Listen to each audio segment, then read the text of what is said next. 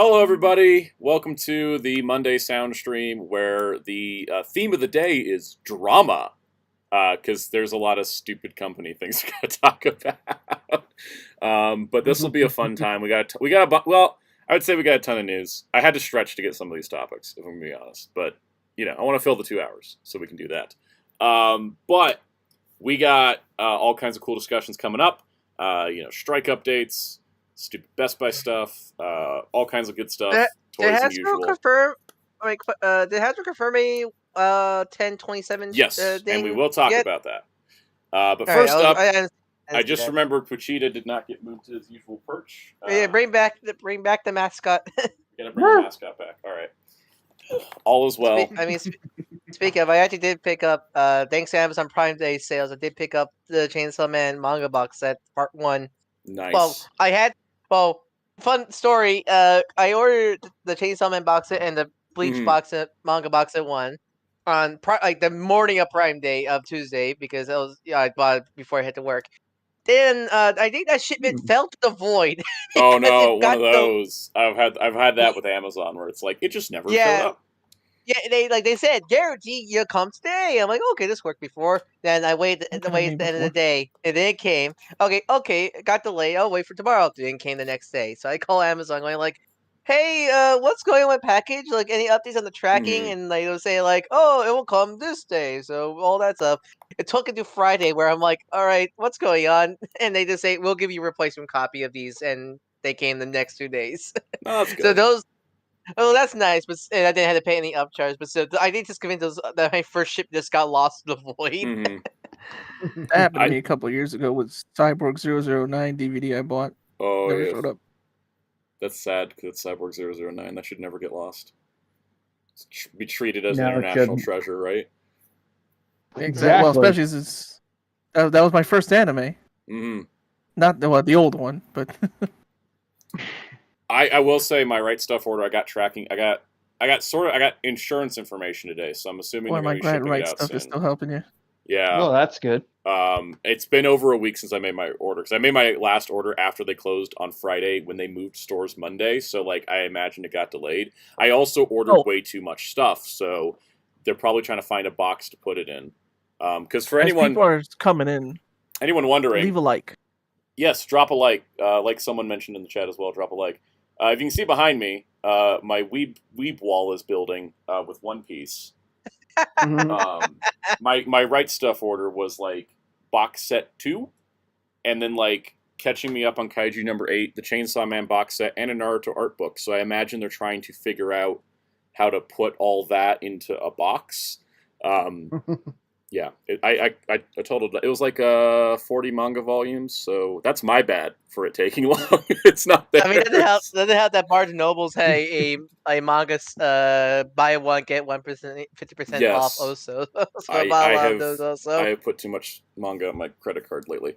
I ended up buying Shaman King. I'm looking at it over there. You guys can't see that, but I really like one of those big omnibuses are nice. They are kind of cheap. I really wish they did a box set for Shaman King. Well, that's because Shaman King's under Kodansha. That's why it was in a box set. Oh, is that the reason why? Yes, because Kodansha doesn't do box sets, but essentially, this has become Manga Monday, guys. I apologize. So, the Shaman King, by the current ones that are out, these 3-in-1s, these are better than the Viz 3-in-1s because the paper's actual normal paper stock, not essentially tissue paper. I don't like the Viz. Yeah, because I know that's why I didn't get those the Bleach 3-in-1s because those are cheap from what I've seen. Yeah, that's kind of a bummer. The only way to get Yu-Gi-Oh right now is in 3-in-1s. I wish they'd do a box set. But anyways, Shaman King was originally published by Viz when it first came out over here, as they merged it under the Jump label. But it's actually owned by Kodansha, and since Kodansha US became a thing after Viz lost the license, the newest reprint and also Flowers is being done by Kodansha US, which is why they're a little bit higher quality. Also, Kodansha put out the Kanzenban edition of Shaman King, which is 35 volumes compared to the original 33 or 32 volumes from the original run that had the rushed ending, and they swapped out the last chapter and then added like 20 more chapters. So for me, who has the original Viz run, I only picked up the last 2 of the Shaman King 3-in-1s because I just wanted the new stuff. Even though the whole thing's been retranslated and updated, and it's nice. I already have the first 32, so I picked up the last 2 to get the new stuff. But yeah, those are really nice, and they have connecting spine art, which is oh, that's nice. Yeah, they'll look really good lined up, but I'm not gonna go buy the other 10. I do miss when mangas do like connecting spine art like that, because while it's like really nice to open these like the Chainsaw Man Bleach one, I'll say opening the Bleach box set got me like very nostalgic seeing that era of Shonen Jump magazine like manga. I mean, obviously, I was like getting flashback to when I was at the library looking at the Naruto and Dragon Ball mangas on the shelves there. I kind of want to get the Dragon Ball box sets, even though the Viz Bigs are better, because like open the box set and see the running character art. I do dislike they separate Dragon Ball, and I do dislike they separated Z and Dragon Ball, because that never happened in manga. That was an anime only thing. It kind of interrupts the spine. It's like I wish they'd do a Yu-Gi-Oh box set that was just like all of it in one run. Instead of nice. The American kept breaking down the saga for some reason. They did. Yeah, they did that, and then they separated R off by itself. One manga series I wish gets a reprint is Zatch Bell, because I always hear great things about that manga series, and I hear great things about that manga series, and I don't think no one owns the rights to that right now, so it's in like license that one's limbo. in limbo. Same with the show. I think the last rights owner like lost the license to the Zatch Bell. Yeah, and I would really like to, because I hear maybe we'll hear about it tonight. Maybe. Maybe. We'll get to that. Let's run down who's in our voice chat, because we just kind of ended up vamping on manga stuff. True. So Ryan, now proud owner of Bleach Box Set 1. And Chainsaw Man, which I'll say, I now understand fully understand your preference from the manga for the anime, because while I did enjoy the anime, I feel like some scenes are better structured in the manga in terms of like, I think what's a better scene in the manga versus the anime is just the moment of Denji's midlife crisis after touching Power's breasts. It's a lot more funnier. It's way funnier in the manga. The anime takes it a little too seriously. While we are talking manga, Kyle mentioned time for the weekly. What party of One Piece are you currently in? I'm in the same spot I was last week, because I took like 3 weeks off of reading stuff on Marvel Unlimited and DC Universe to just read One Piece. So I was like, I need to stop and catch up, because otherwise I'm going to have like 40 X-Men comics to read. So I stopped and I caught up on all my DC and Marvel stuff. So now I'm going to go back to One Piece. I need to do that. I have a giant pile of comics I need to read. Yeah. No, I'm like, I'm going back to One Piece later. Especially now that my box set 2 is going to be shipping soon. So. One thing I also want to say about the Chainsaw. Who is here? Yeah. Fighter Chaos is also here. I'm going to get sidetracked today. What the heck? What's your favorite manga, Kaus? Well, I'm actually reading Yu Yu Hakusho right now. Didn't you tell me how the anime's better? Yeah. Because there's so much random crap that happens in the beginning. It takes 3 volumes, 20 chapters to get going to what we know the anime does. And the anime does all his afterlife stuff in like, what, 5-6 episodes? Yes, from what I remember. Yeah. The manga takes 20 chapters, 3 volumes. That's like, what? If that was all animated, how many episodes would that be? Like 20? Like a whole season? At least. Yeah. Like, golly. Right. And they were really just meandering. So I'm like, wow. But it's getting good again, because I'm in the Dark Tournament now. Nice. Metal, you're here this week. It's a special occasion. Rarity, what's your favorite manga, or what manga you're reading right now? Well, I'm not reading any right now, but all time, I don't know, because the only 2 manga series I really have in full at the moment are Yu-Gi-Oh! 5Ds, because it's actually really good. That manga, I remember reading as a kid. I finished Yu-Gi-Oh! GX manga just a while ago. It's significantly different than the show. So I remember as a kid. If you guys remember book fairs, I remember my book fair had the first 2 volumes of the 5Ds manga. And I remember getting those. It was so weird how different it was compared to the anime. Where like Yusei has his like Kamen Rider like cloak scarf in that manga. I hear you. The other one is really Death Note. So I keep Those are looking at probably the my Death top Note. two. So. I keep looking at the Death Note editions they put out that are all on black pages, and I'm like, that just looks really cool. Yeah, cool. Yeah, it looked awesome. You ever seen the other manga those guys made about making manga? Bakuman. That's like I really like. Bakuman's great.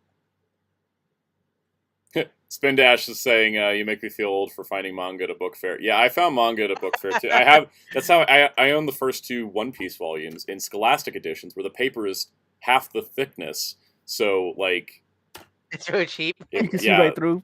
It's like almost see through, but like every volume was that thick. I remember I had the first 2. Everyone asking, we will talk about Dragon Ball Daima. That is coming up. Oh, we will as a news topic. We definitely will. Yeah. Speaking of the chat, Ryan, you want to run us down who's in the chat, and I'm going to scroll through and see if there's any comments I want to respond to, because we kind of just came in and just started talking about manga stuff.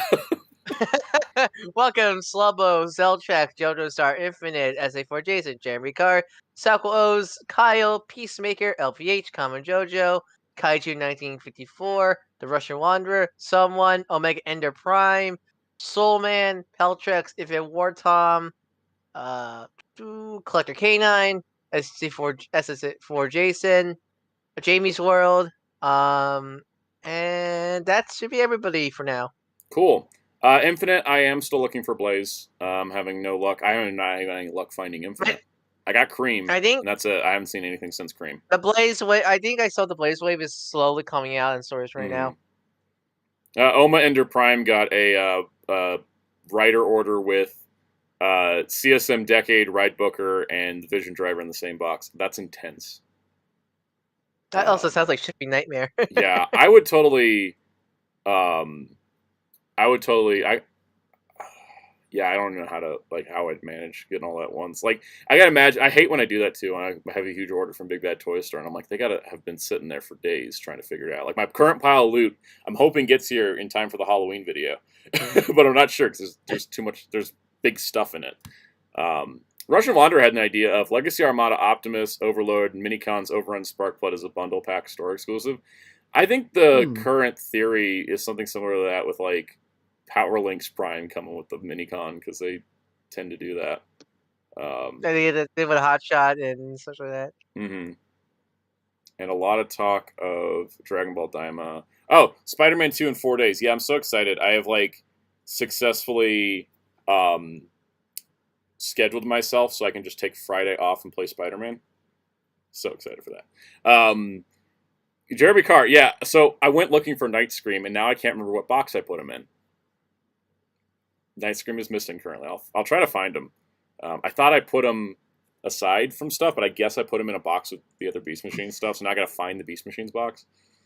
Jamie's World, I got tickets for the Digimon 02 movie. I'm going for the dub showing.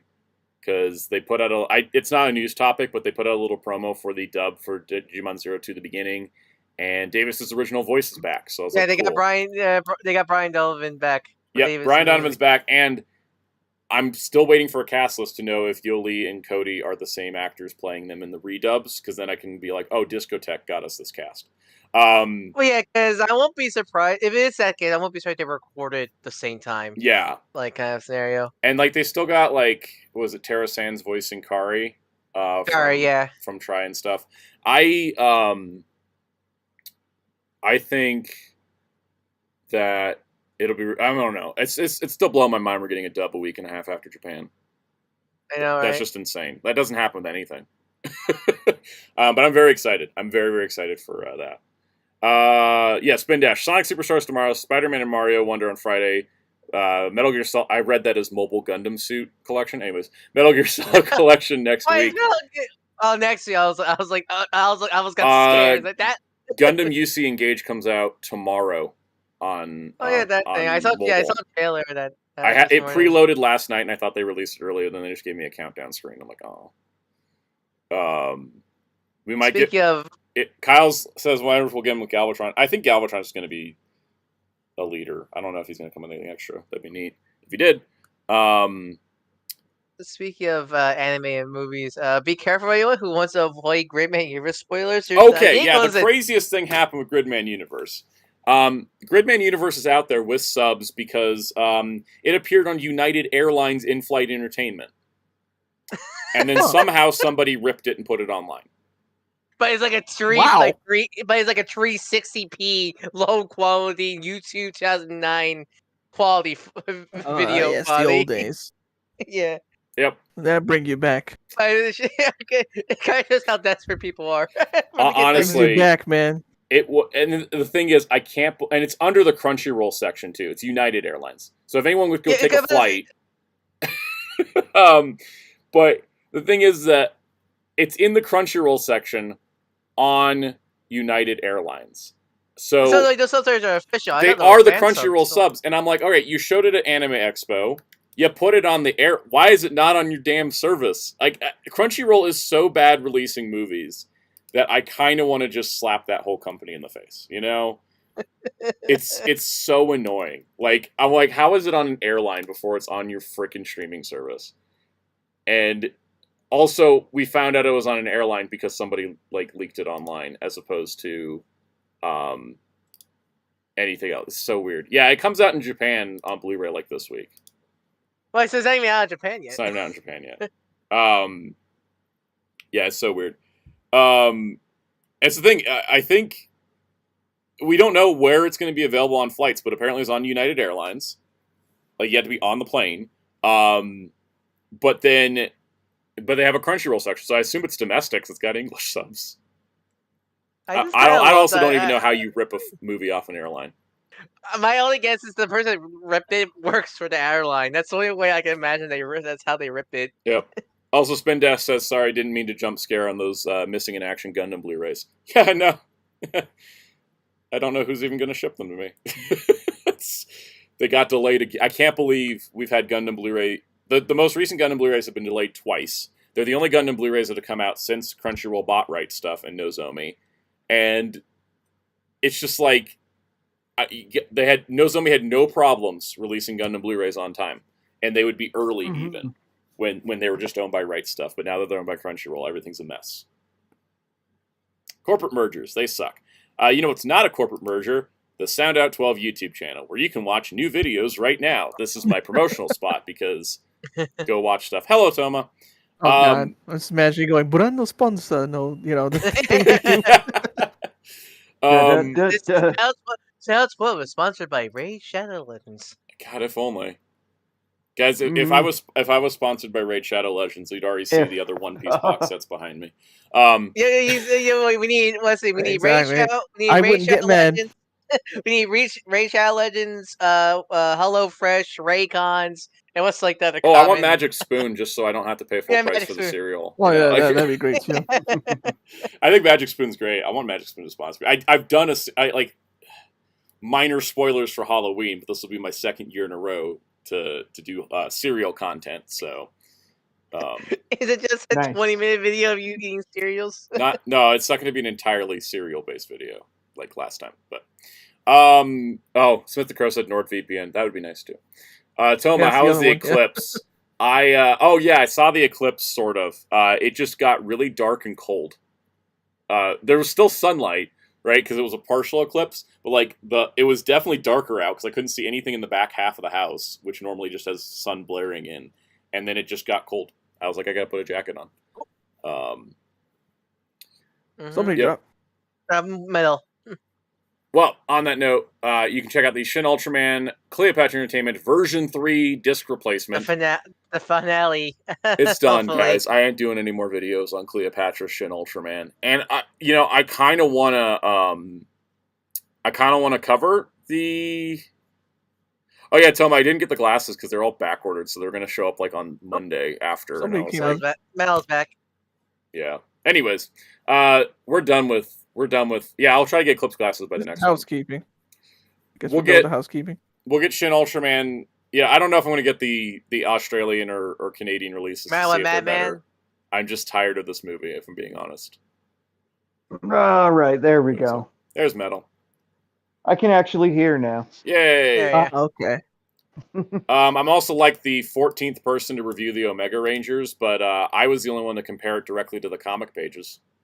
I say this having not watched anybody else's video, but I'm just going to claim it anyways. I didn't watch anybody else's review because I usually don't do that. Also, there was a two-part Lightning Collection lottery where somehow Part 2 got more views than Part 1, going over the Omega Rangers. So it was like Omega Week last week, I guess. know it's happened, even though it's weird. Yeah, it happens sometimes. I will be. I think all of us will be watching the Discotek stream. I'm not doing a live stream reaction to it, though. I need to eat dinner. I can't. I sleep. I have work. This thing Yeah. called work. Yeah. Yeah, we'll just watch it together. Not stream it. Yeah, I think, you know what, we'll probably just have, like, if you're in the Discord, Hmm. which you can join the Discord in the link below, just head to our Blu-ray Din chat or something, like, I don't know. Well, we should just decide where we discuss in Discotek Media's announcement streams, you know? Like, we should I just won't be be like, on. I mean, I won't be on because I'll be asleep. But you can set up a voice chat. you know what? Um, You know what we should do? I'm gonna do this right now. We're just gonna put this in general news. Live Discord happening. Discotek Day live chat. We're just gonna create channel. It's just gonna show up. I got a very large box from Amazon. I don't know if I want to just slide it in here. open it. Open it live. We're gonna open it live because I'm kind of horrified by the size. Anyways, discuss Discotek stream here. All right, guys, there is a Discotek live stream chat going on. There's a lot of stuff going on. We're 22 minutes in, and we haven't even talked about a single news thing. I am not doing a video on Cleopatra's Lying Girl Blu-ray because I do not want to deal with Cleopatra anymore. Don't blame you. Yep. So, anyways, here's an absurdly large Amazon box that showed up. Should click away from my channel here. So this Amazon box is here. It's totally caved in on the top. So that's lovely. I'm just gonna pop the tape because you know I kind of forgot what this was. I remember now. It's a full blind box. Okay, so like I've been dealing with Hasbro moving up the dates on like every pre-order lately, so like I can't even remember what is what and when is where. It's Batman. Oh, is this the Batman 6-pack finally? The Batman 6-pack finally. I love it. Ooh. Okay, so it's dusty as heck because it's all scratched up too, because Well, I Amazon noticed just tossed it into a box. Amazon, my latest Amazon orders, they never put any padding anymore. There's no padding. It was just in a giant box, and the box was caved in. So I just think any dust came through. Yeah, Tom was like, I don't miss those Amazon boxes. I mean, I saw. Doesn't your Amazon box have clear tape instead of the usual Amazon tape? Yes, it did have clear tape.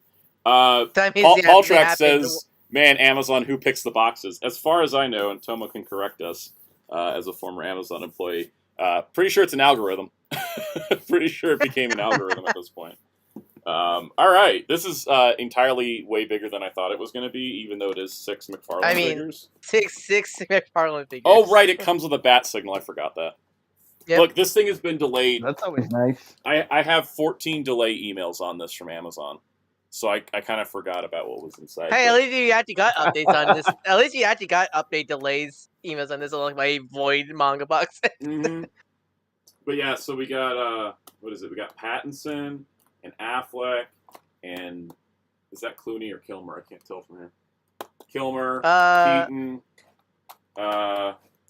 Bale, and Clooney, and then a bat signal with the different symbols. I just redid a shelf to make room for these guys. This I don't have a plan to review this because anytime I do DC stuff, it doesn't really do well. But then again, my Blue Beetle video did really well, so. Plus, a lot of people already did videos on this. Yeah, because there are people that got them from like Big Bad Toy Store and stuff like way earlier than me, so I don't see a reason to review these. I just see a reason to putting these on my shelf. It's funny though because with George Clooney, he's getting like I'm gonna get George Clooney again because they have the Wave coming out with with the ice armor. Was it the ice armor version? No, I think it's still the normal. I think it's all the normal ones. The ice they're not making the ice armors yet, but he comes with a Build-A-Figure part for Mr. Freeze, so I'm gonna need him. But need to get Arnie. until they put out official pictures, I can't confirm this, but I think... Oh, this is taped in. Anyways, these all have cloth capes. I think the Clooney Batman and the Wave... Because with the rubber cape. Yeah, I think it's rubber cape on the Ugh. retail. Now I can't put him back in. Oh. Tom, Oh, I love see. Tom. I see how they packed them. I love Tom. Some people would just drop it in the box tape without packing material so you could hear it move in the box. Oh yeah, Fun. I've had that. Yeah. Does this Just tossed in the box. Hey, Just boom. You're like, oh, why is this banged up? Oh. By the way, found out that The bat packaging signal is does have amazing. batteries. I didn't remember if it lit up or not. But I mean, that Oh, nice. packaging is great. No, It yeah, the is. McFarlane multi-packs boxes are really good. yeah, this is my first one. I actually also didn't... I couldn't ever find the McFarlane-Pattinson Batman. So this was great for me. This is better because the cursed side-eye. Yeah, it doesn't have the side-eye and it's cloth cape. So my Catwoman will finally have a buddy. This Affleck Batman, I think... He doesn't have the goggles on him. So that's different than the previous Neat. one. But this Yeah, one doesn't come with a They're in their batarang. own like little the other lockers. one. And I didn't he's get not based on- Bale because I skipped all the Dark Knight stuff. I already have this Keaton because he's sitting in my Batmobile. But then Clooney and Kilmer are brand new, so... I do wish we could get regular suit Batman, not just Soner suit Batman from Forever. But anyways, that's what that is. The Shall we get to Affleck the is based on just Affleck's Justice Yeah, we League, should right? already. Not BVS, right? Yeah, it's based on the tactical suit from Justice League, not the BVS suit. They haven't made the BVS suit. I don't know if they ever will. Which is weird because I think the art card is BVS. Yes, it is. Yeah, that happens. I just got Captain Atom. He is definitely classic Captain Atom. The box art is definitely the new 52 Captain Atom. Steven Liston, we all talked about Cosmic Fury for like an hour and a half last week, so go check that out. Last week. Okay, so where are we at? Oh, LPH said, will Superman get one like Batman? I hope they do. I would love a Superman pack like that. That'd be fantastic. Should we do strikeout dates? That'd be cool. Yep. Infinite, once again, I do need a Blaze. All right. Oh, before strike updates, PSAs. And I just closed it. Look at Hank's eyes. Look at Hank's eyes while I pull this back up. We have been talking about the Discotek thing. I just wanted to make this a segment. I'm very disorganized today. I apologize. Not so spooky Discotek days today at 9 p.m. You can read it. You can watch it at youtube.com/Discotek Media Official, which is nice because now I don't have to stream it from my phone to my TV like I do with Twitch. So, all right. Let's go back to Hank's eyes. So this beautiful 24 inches of Giant-Man can be yours if you so wish for $199 US, free shipping if you're a premium member. Otherwise, you got to pay shipping, which I think if they put free shipping on Haslabs, it would help all of them. He has multiple faces. He has fully articulated fingers. He's got textures and designs. He's got swappable eyes that look in different directions. He looks really fantastic. If we get far enough, there's a zombie and scroll head that could be included with him. This is the promotional sample. Look at him. He's gigantic. He's Giant-Man. Please stop showing me the eyes, Toy Arc. I think people are getting creeped out by the eyes. Let's move on with the eyes. Come on. Come on. Okay. He he gives you side eye if intentionally. Yeah. And if you don't want the side eye, you can remove it. Yep. You can put something else in. He is beautiful, right? He's great. Great Haslab. Why is he not funded yet? I'm really sad.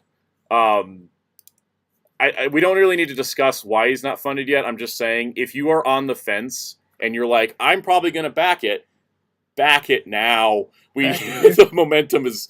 We just crossed 6,000. There is a week to go. I've backed it.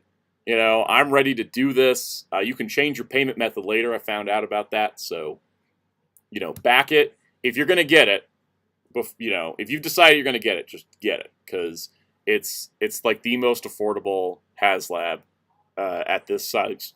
And figure, if you want a Giant-Man, let's make it happen. That's my Giant-Man pitch. Also, if you're wondering how the face swapping works, they've shared a video. And apparently you just remove the entire mask off of his head after pulling the antenna. And then you swap his faceplates on that, and then the mask goes back on, which is like such a cool looking system. And I hope I get to experience it in person someday. So Does sound like a good system. it is. Anyways, that's that. All right. Hasbro Pulse is doing a stream at 3 p.m. Eastern on October 27th, exclusively for premium members, but it's probably just going to be open to everybody because they're doing it on YouTube. So there's no way to do a private stream on YouTube without like having YouTube memberships. True. So Mhm. they have not said what will be a part of this. I don't think. Let's go look at their page. It says prepare new product reveals, content exclusive, first access to pre-orders. That's it. That's all they said. Okay. Now it's poll time. You know, I'm gonna run a poll, guys, because we're talking about expensive stuff as usual. I also just think it's time to do. Did I close my tab with my? Oh no, I didn't. I just hit it. Okay, we're gonna run a poll.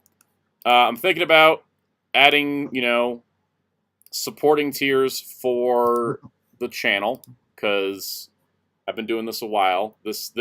Running a toy-based YouTube channel is surprise very expensive. So we're gonna do this as a channel support preference. I'm thinking of if I could spell preference correctly. Preference. I misspelled preference. Okay. So we got options. We got YouTube memberships, Patreon, no preference, and no preference, and I don't know. Do we need a fourth option? I feel like we don't need a fourth option. Both? Let's put both. All right. I am gonna start adding stuff for channel support, just for like precursor stuff, whether it's Patreon or YouTube memberships or whatnot. I'm not gonna lock whole videos behind them. Like it's not like a pay to view kind of thing. There of course will be perks to, you know, either, you know, whatever kind of like support thing, but you know, it's not going to be like, oh, you can only view this video if you're a member of my Patreon or my YouTube memberships or something like that. Because I think that just kind of sucks. Because I understand, you know, not being able to afford things because, you know, I ain't We're rich. all toy collectors. We're all toy collectors. We're all collectors. I don't think any of us are like... Especially, I understand. Is there one toy collector that's actually rich? I don't think so. I don't think so. It's just... You're not rich as a toy collector. You can just afford more stuff than some other people, that kind of thing. It's not, you know. Yep. So, like, I don't want anyone to feel pressured to have to back it to, like, get stuff. There will be some perks, like member-only streams, that kind of thing. But, yeah, I just want to kind of get, like, a viewership preference, because I kind of have ideas for what I'm trying to, you know, do. To kind of keep doing this full time because it's fun and I like doing this full time. I'd much rather do this than literally anything else. So, but as the end of the day, you know, I got to juggle things, and so sometimes when it's like, oh, can you do this video? I'll be like, yeah, I kind of can't because of the cost at the end of the day. So, that's kind of how it goes. But. I'm weird. Am I like psyching myself out about this as usual? I don't. I mean, yeah, I know exactly how you feel. Yeah. Because, like when I had to ask about my cable bill, I'm like, I don't want to, you know, like you feel kind of gross. But you kind of feel gross about it, but I'm like, let's open the door. Like, you gotta. Yeah, and see if you know if we can. Hey man, at the end of the day, you know, I'm doing this full time the way I've been doing it. It's been going great. Seriously, no pressure. If you want to help. No pressure. Like all the videos will still be available. How would you want to help? I mean, you've been doing YouTube full time since what, 5 years now? Almost 4 to 5. Full time, it's been 2 years, like without working another job. It's. I thought it was 2018 was when you did full. No, 2018 was when I started going more intense with stuff, but because I worked the 2020 census, and then after that I couldn't find any jobs. I remember that. And then I was like, screw it, let's just full-time YouTube. Let's just put all the effort into it. Like I stopped job hunting at that point. And it only works because I have supportive parents who help me out with trying to juggle stuff. But we're still, you know, as anybody, we're not rich. We're just trying to juggle stuff. So, so if we can, build this up because YouTube ad revenue is ultimately, end of the day, YouTube ad revenue. Infinity War Torrent, thank you for that comment. He says, my preference is whatever gives you the best share of subs. Don't know how much Patreon takes versus YouTube. I appreciate that because that is putting it in a very nice, realistic manner of how we do things. So thank you. Yeah, I will take all this into consideration. But if you guys have any other thoughts on YouTube memberships versus Patreon or whatnot, we're probably going to open a Ko-fi page as well if you guys want to just, in case you don't want to do a monthly thing, which I totally get, and you want to still support. Yeah, it's like think of Ko-fi as like a tip jar, Yeah. I can't recurring, but I can give a couple bucks this time, one time. And just as a reminder, all super chats will be read out on stream. So, but yeah, it's been for me personally, the last week has been really rough. Month monetarily a little bit. I've been kind of stressed out from toy collecting because every single day last week for 6 days in a row at midnight, Hasbro Pulse sent me an email to tell me something that was originally scheduled for November or December was shipping next week. Oh, God. Ugh. And so we finally broke the streak last night. I didn't get your item is shipping soon email last night. I got we took your payment for Tripwire. So that's kind of like... I think that's why I don't... That made me... I was so stressed out and a little depressed last week because of that, if I'm being honest. All the fun of toy collecting goes out when you're just constantly, stressed out about stuff. Oh yeah, I think that's why I don't pre-order every toy I need, or just, I only pre-order. I think the only Hasbro product I ever pre-ordered was the Silk and Doc Ock set because I wanted the Silk. But the only other pre-orders I've done are for Japanese products because at least that one. Okay, those are you might not see those again. So I pre-ordered some All Kits and some Figma, for example, but that's it only.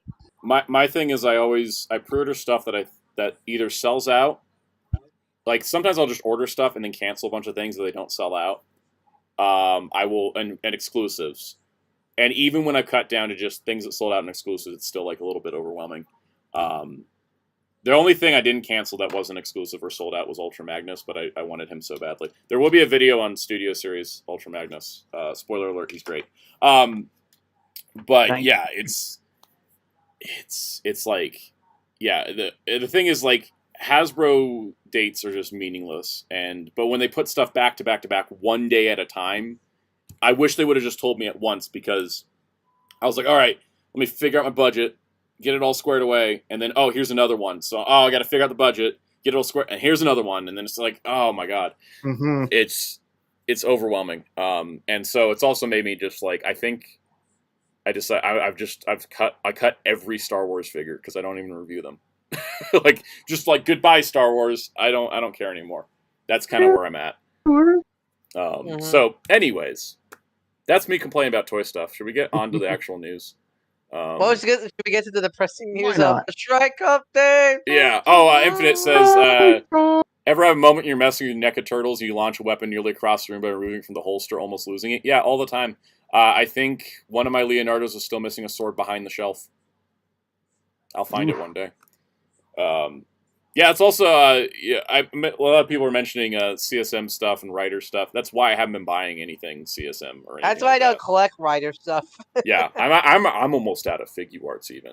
It's just I'm paring things down because I just cannot keep stressing myself out about it. That being said, I'm a wave behind on G.I. Joe because I had to cancel the order wave, and I'm like, when am I ever going to have a gap to go back and get stuff? You know what's weird about Figuarts I noticed is it's only I noticed a lot of the P-Mana Figuarts are a lot of the Toku stuff. I don't think I've really seen that much of their anime. Most of the animes aren't P-Bandai, yeah. I just find that weird. I find that really weird. I think it's because they like to distribute the anime ones internationally, outside of the obscure Dragon Ball characters. They don't have a neat reason to. I can go to Amazon and here's all the Jujutsu Kaisen Yeah. figure arts all available for Jujutsu like Kaisen, not bad Chainsaw price. Man, One Piece, Naruto, One like Piece. pretty much all of those are retail. Mhm. All right, Like let's get on with strike updates. I've been trying to avoid this topic. I think that's why we've delayed for 40 minutes and done an unboxing and talked about toy stuff and all this. SAG and the AMPTP are no longer negotiating. So last update, we talked about how they're negotiating. We're hoping a deal would get settled. The industry CEOs have walked out of the negotiation.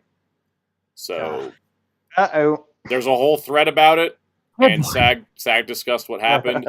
Basically, the studios are doing the exact same tactic they did with the writers back in August, where they will not budge on AI. They're pushy and say this is our last offer when it's less than what they originally, the previous contract. 50? Then they try to ghost them. Then they try to leak details to the media to get people on the studio side, and it never works. And then now we have to wait until they fold again and then go back to it. Like, it's the same cycle with the writer's strike. And it's like, wow, the studios and the AMPTP are the dumbest people ever. Nothing. They learn absolutely nothing Exactly. from the writers. They're just going to repeat the whole cycle again and have people hate them more. Good job, studios. It's so depressing because nobody's on your side. What is it? The actors are only asking. Let's see, 2% of revenue. Yeah, 2% in revenue, which is like 57 cents per subscriber. Yeah, that's not much for all actors. It's not per actor. That's everybody. 2%. 2%. Golly. It's like no. I mean, I've heard of greed, but jeez, the biggest sticking point. Have even a penny. The biggest sticking point for sure is the AI thing. If they paid that 2%, they'll lose their one yacht. Yep. Oh. Alex Ashbourne, they never stopped being on strike, but the strike's been continuing, the picket line's been continuing, but now there's not even negotiation happening, so the end is no longer in sight. Speaking of writing, an actor. Yep. But yeah, no, actors, the studios still want to push using AI to replicate a human off of one scan in 1 day of pay, which is the most ridiculous thing I've ever seen. Yeah. Yeah. Spin Dash says, "Are we sure CEOs aren't greed in disguise?" I mean, the CEOs are just blatantly evil, and have been for a long time. There was an X-Men 3 story that came out that like Matthew Vaughn turned down directing X-Men 3 when he was in a meeting and he saw a script that had like a scene of Halle Berry as Storm saving African children. And they said, oh yeah, that's just the page we wrote for her to sign on. Once she signs on, we're cutting the whole thing. We never planned to actually do that. And I'm just like, yeah, studio executives are freaking evil. Very. Yep. Spin Dash, I wanted to mention the Disney Plus teen basketball movie or whatever that has AI people in the background. I couldn't show the clip without getting copyright. But it's awful. It's awful. They look like Sims or something. No, worse. Yeah. They look like back row Gmon. Like they look so bad. They look so bad, and they're like, "This is better than real people, right?" I saw that months ago, that clip, and I was like, "This can't be real." It was. I'm like, "Oh." Mm-hmm. Oh no. Toyota Tacoma has, I think, a great comment about how we're all feeling. It's absolute madness. I was certain they learned their lesson, but now I see I was being optimistic. Yep. I just want to put in that. I see this. I just want to put the SpongeBob. How many times we have to teach you this lesson, old man? Right. Yep. You know what I need to do is I'm gonna go, not to like promote the broken website that is Twitter. I'm gonna go retweet the clip, the clip of how do I find bookmarks? There we go. I'm gonna go retweet the clip of the AI people so y'all can see it. It'll be on my Twitter. Yeah, I've seen it. It's god awful. Yep, I'm just gonna retweet here. Boom. All right, so if you go check my Twitter, you guys can go see it. It's horrendous. Oh, Infinite. Loki season 2 made me wish I ever got to experience 80s McDonald's. All right, talk about Crunchy stuff. So Crunchyroll Store and Right Stuf has now merged under the Crunchyroll Store website. Manga Alerts gave us a great rundown of the changes. So let's look at it. So they report the good. Any open orders you have with Right Stuf before today will be honored and handled by Right Stuf crew. Right Stuf pricing has been kept, which is the best part. If you bought route insurance through Right Stuf order, those will be honored. Also good. The shipping threshold has been lowered. For free users, it's $50, but if you're a Mega fan, which I guess is one of the Crunchyroll tiers, you get $20 free shipping tier. So that's great. They moved a majority of what's on Right Stuf to Crunchyroll. They mentioned we will see a holiday sale similar to the Right Stuf winter sale, but we need to wait for more info. Clearance section is still there, but it's renamed to Manga sale. If something is out of stock, you can sign up for an email notification. They kept the $5 blind box. You won't be charged for the order until it ships. If your email for Right Stuf matches Crunchyroll account, the two will merge. If you're a Got Anime member, you'll receive a 10% discount code. Once that's used, you can request additional 10% off codes. The bad. You can't back order anything for now, which is why I'm like, I should have ordered the One Piece box set 1 on back order before the switch over. When you come across something out of stock, you can only get the option to sign up for email. While most things are there are missing listings. That has been corrected since this tweet was made. There's no dedicated session for newly listed. There is kind of like you can press new, but it's just going to show you all old stuff because anything that they brought over from Right Stuf is now a new item. So that's fun. Pre-order section, there's a lot of filters to get to pre-orders. Even if you selected don't save my credit card information, it still saves credit card. That might be a bug. Yeah, and there's some other things too. There's an item limit when you try to purchase the same copy of something. There's no route insurance for Crunchyroll store where there was for Right Stuf. And we have no idea if they will ship stuff early or closer to release date and all that other stuff. So, anyways, they also switched over the store like 2 hours or like an hour early. They said they told people till midnight Central, and it was like at 11 p.m. Central. They switched the site. But anyways, we'll see how it shakes out with pre-orders and stuff as time goes on. But Crunchy stuff now exists. What about us with Right Stuf but no Crunchyroll? Yeah. What do I do? Do I just... I don't know. Sign in with my Right Stuf credentials on Crunchyroll? What do I do? So the thing was, is they don't merge the accounts till the 25th. Oh. So on the 25th, supposedly you can just log in on Crunchyroll store with your Right Stuf account. So okay. Yeah. Spin Dash says, I noticed there's no mention of publisher like Discotek on product pages. You search Discotek, their stuff still shows up. Well, at least the search function works. That's nice. Yep. I do miss the Right Stuf interface. It was much better. There goes the... Infinite says, Crunchyroll makes me think of Cinnabon, which makes me hungry. I always think of food when I think of Crunchyroll, and that's why I kind of hate that that's become the branding for all their anime stuff. Again, crunchy stuff. It sounds like a snack, like a chip snack. We should make that for April Fool's Day. And I don't just mean like a graphic for it. I mean like we're going to actually... A physical bag. Like a physical package. Okay. On that news, speaking of anime, Dragon Ball Daima has been properly announced. For those that have not heard the news, next fall 2024, we'll be getting a brand new Dragon Ball series called Dragon Ball Daima. Akira Toriyama says, "Hello, I am Akira Toriyama." I don't know, he looks like a robot to me. I'm currently working on a new Dragon Ball. The title is Dragon Ball Daima. Daima is a made-up term, which the Japanese characters would be, which is, in English, something like evil. Due to a conspiracy, Goku and his friends are turned small. In order to fix things, they'll head off to a new world. It's a grand adventure with intense action in an unknown and mysterious world. Since Goku has made up for his petite size, he uses Nyobo, which is... Powerball. Nyoibo. Powerball. Magic stick! Yep. That too. Power pole to fight. Something not seen in a long time. I came up with the story and settings while a lot of designs actually putting a lot more into this than usual. Things will unfold that close in on the mysteries of the Dragon Ball world. Hope you enjoy these different from usual battles that are cute and powerful. It is the 40th anniversary project, and here is Goku looking all super adorable, and then here's everybody else. I love Android 18 looking like a baby holding a baby. So I do want to say this this because there's some behind the scenes notes for the series that I think so from what I understand, Daima is not technically the next series. It is the next series, but not after Super's next series, and not the next. Apparently, I think they're declaring. They're declaring it as a spin-off. It's a spin-off, technically, is what this is there from what I understand. So It's this kind is of not like Path to Power. Anniversary special. Yeah. Mhm. yeah. Yeah.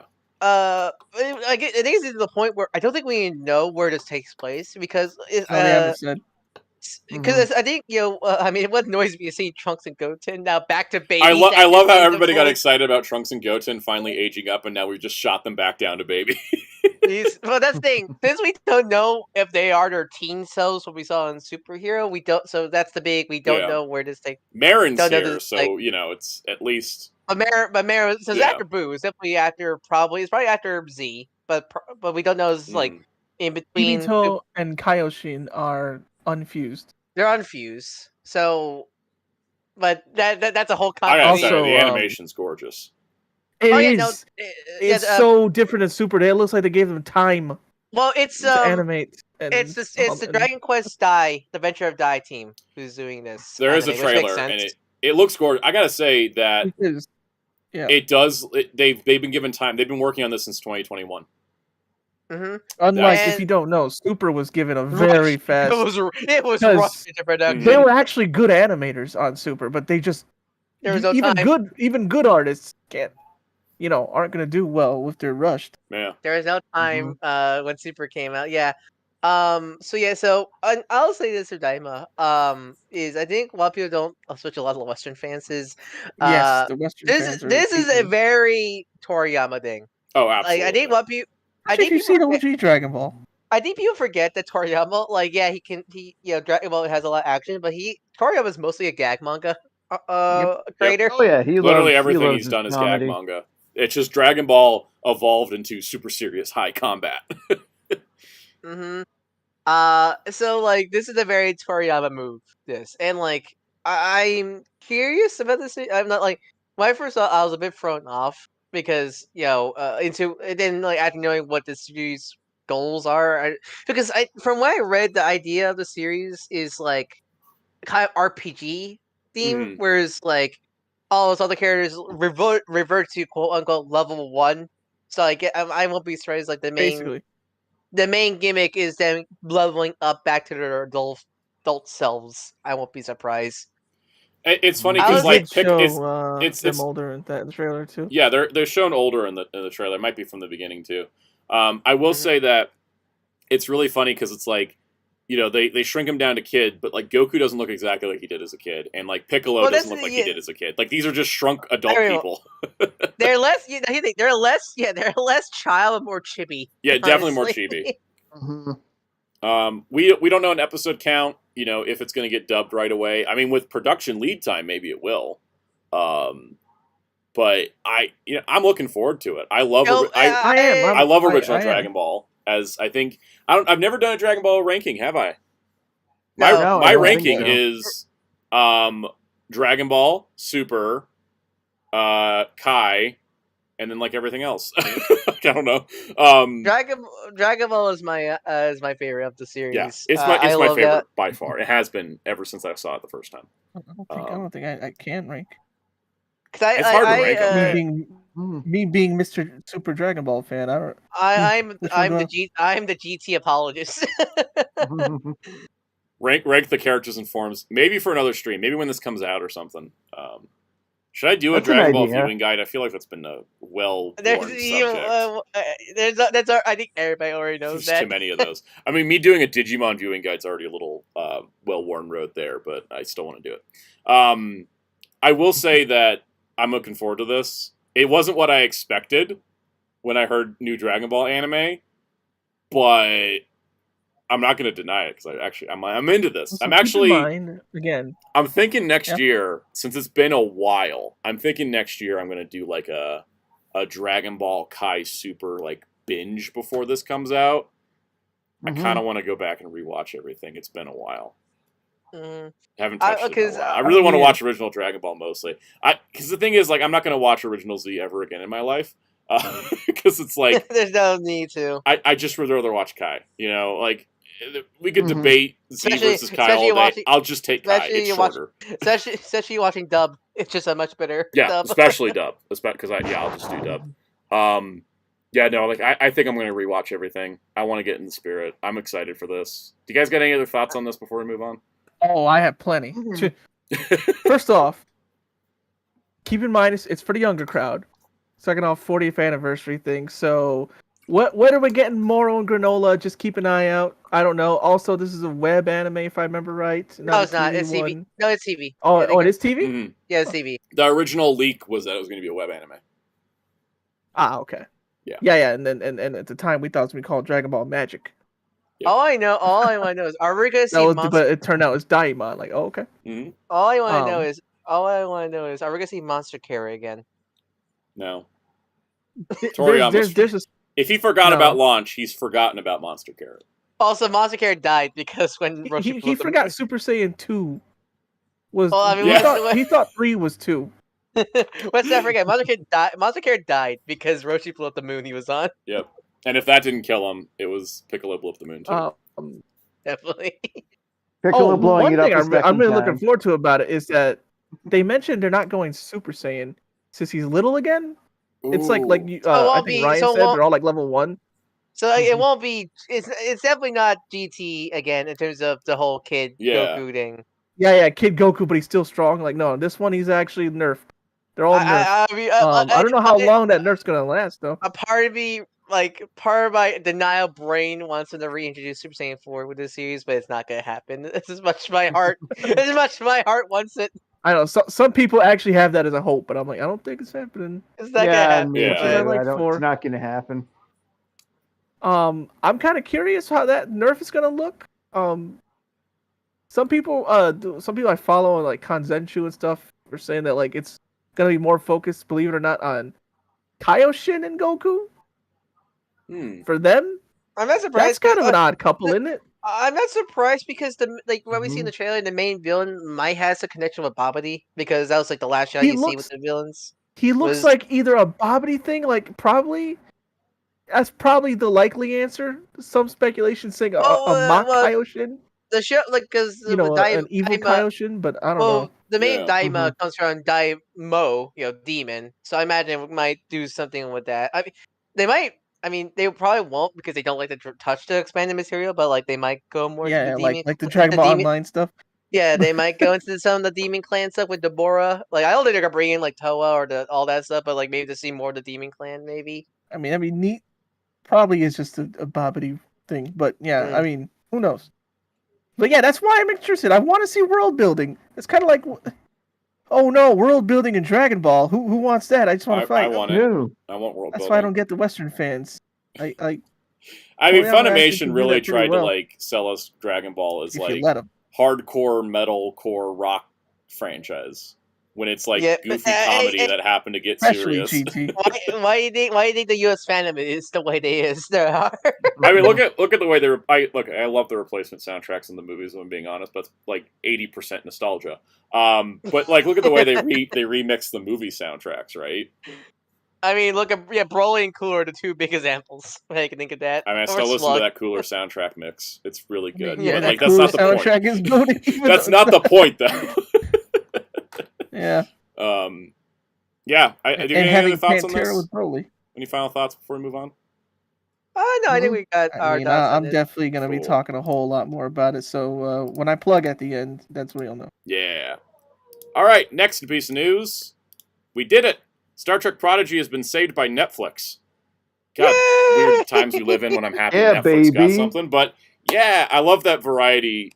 Somebody at Variety watches the show because they put Murph as the thumbnail. Like, they know. Good. So the way this is going to work is that Star Trek Prodigy will be coming to Netflix. Season 1 will be on the platform before the end of the year, and then Season 2 will air in 2024. No word if they're going to be breaking up the 20 episodes into batches, probably. But they did save the show from being unavailable on streaming, and they are going to air the Season 2 that is being worked on right now. I imagine if it does really, really well, they'll do a third season. They have that option as part of their contract, so we'll see what happens. But if you want the show to have a third season, binge. Honestly, Damn straight. I think Prodigy is probably better for Netflix. I think it can reach a wider audience on Netflix and Paramount Plus, because how many families really have Paramount Plus? only but young Good kids. point. Young kids for Nickelodeon for SpongeBob and all Yeah. that stuff. But like the demographic, Prodigy's demographic, I'm not sure. It's a little older. I can say I'd say it's written a little older. Yeah, cause I like Prodigy was not a tax write-off. The other shows were that they took off because those are just not going to be. But Prodigy was taken off with a shop around, not a tax write-off. Yeah, like because even I'm pretty sure I think even Earthspark got more attention on Paramount Plus than Prodigy. It did. So I think Prodigy, yeah, I think this fits more at home with Netflix's other kids cartoons like CG He-Man or something like that. I think Plus, it'll be in the kids section, so kids could just naturally find it. Yeah, I think it just feels like a better fit for Netflix than Paramount. Yep. I hope this does well, and I hope we get more Prodigy because of this. Because Paramount were dumb and didn't really support it the way they should have, and it just may find a better audience on Netflix. It's happened before. It can happen again. True. I mean, but I'm happy. Was it Young Justice? Was it confirmed that Young Justice Netflix views saved the show? Yes. Netflix views saved Young Justice and got it 2 more seasons on HBO Max because life is weird like that. But you think it would have been on Netflix? Right? It is. But yeah, no. Prodigy's been saved. All right. I mean, it's great. Going from one big studio screwing up to another, boom! Marvel realizes they have a TV problem. And this article is the most... You ever read a news article and you're like, I am surprised by nothing in this information aside from the fact they admitted it? Yeah, because... God. Oh boy. Where do we begin? First things first. I'm going to put this illustration up. First things first, Daredevil Born Again, which had part of its show filmed before the writer's strike, is getting axed and redone. They didn't even have half the series done at the point back in mid-June. They have paused production. They have fired the writers and directors. RIP to those jobs of those people, but we need to move on. The entire show is going to be restructured and reworked because essentially the way that Marvel was doing their TV business is they'd give a creative team $150 million, go off, shoot a 6-episode show, and then we'll fix it in post. And the one thing that I was told in film school is that whenever you hear a production throwing around the phrase, we'll fix it in post, find another job. Yeah. They didn't treat them like TV shows. They treat them as glorified hour-long movies. The Marvel Studios method, exactly as Kyle said. That's how they're operating. They're doing them like movies. It's a movie that they just chopped up into 6 parts. Which I was I was so surprised. Not surprised, but I think it was I was surprised She-Hulk, because She-Hulk was. Oh yeah, let's talk about the viewership. There was this great chart that Hollywood Reporter had where Loki, WandaVision, and Falcon and Winter Soldier are the highest viewed, which is not a surprise. Those are the first 3. Yeah. Everyone was locked inside. They had nothing else to do, right? She-Hulk was number 4. That shocked me.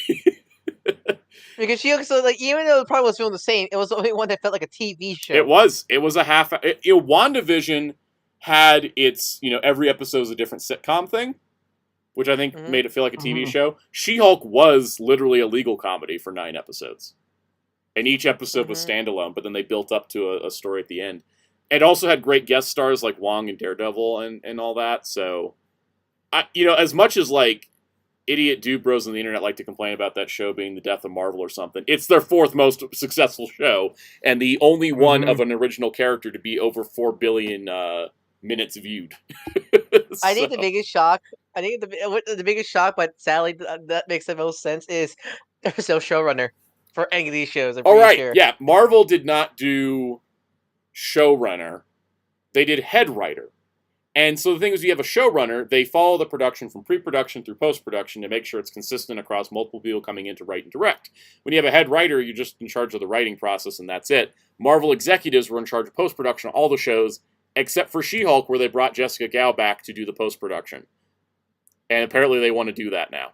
So, oh my gosh, they figured out that, to make TV, we should make TV. And I think the biggest one that I think shocked a lot of people next to showrunner is there was no Bible. There was no series Bible. No pilots, so none of the ideas were tested prior to going ahead. That's probably why Secret Invasion happened. Oh wait, there's a thing about Secret Invasion we'll talk about. So there was no pilots, and there was no show Bibles. Show Bibles are essential to... Do you want to take this box? I don't know, why else are you in here? I'm still alive. It's the Batman pack. Yeah, Ratsuman. I gotta get back to streaming. All right, where were we at? Screaming, yeah. Secret Invasion. Secret Invasion. Secret Okay, Invasion.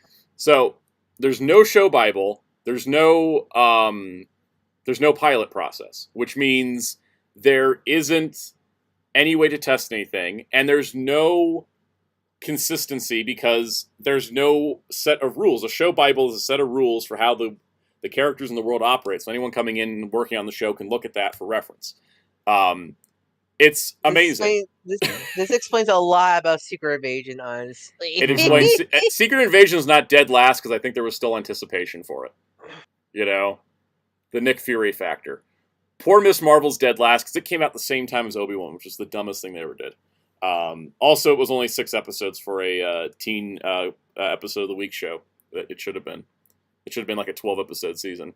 You know, it's just amazing to me that She-Hulk's number 4 when that's the one that gets dunked on the internet the most, which really shows you social media isn't real life. Honestly, I think all the shows that I ran about Secret Invasion is bad, but honestly, I think the one that felt the most effective was Miss Marvel. That is the one show that felt like no pilot, no showrunner, no series Bible, no it explains everything because I hate the Miss Marvel show so much. I want to love that show, and I just like. There's rumors that Moon Knight and Miss Marvel are going to get second seasons. Just give Miss Marvel 12 episodes, and each week is her new drama and a random supervillain. Like, don't do the world-ending stuff anymore. God, I hated that so much. Like the best part of Miss Marvel was the final episode, where it finally felt like a Miss Marvel TV show I was watching. Yep. Just do the final episode, but for the whole show. Okay, so Secret Invasion. The Samuel L. Jackson-led show thriller that stands as Marvel's worst review series. Kyle Bradstreet, a writer and executive producer on Mr. Robot, had been working on scripts for Secret Invasion for about a year when he was abruptly replaced after Marvel decided to go in a different direction.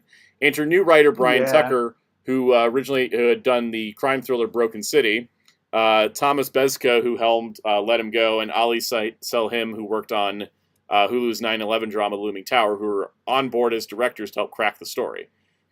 So the thing is, the problem is, in TV is a writing business. You have to have a showrunner who is a writer who heads up and runs the show. Whereas for a movie, you have a director who basically calls the shots on everything that goes from there.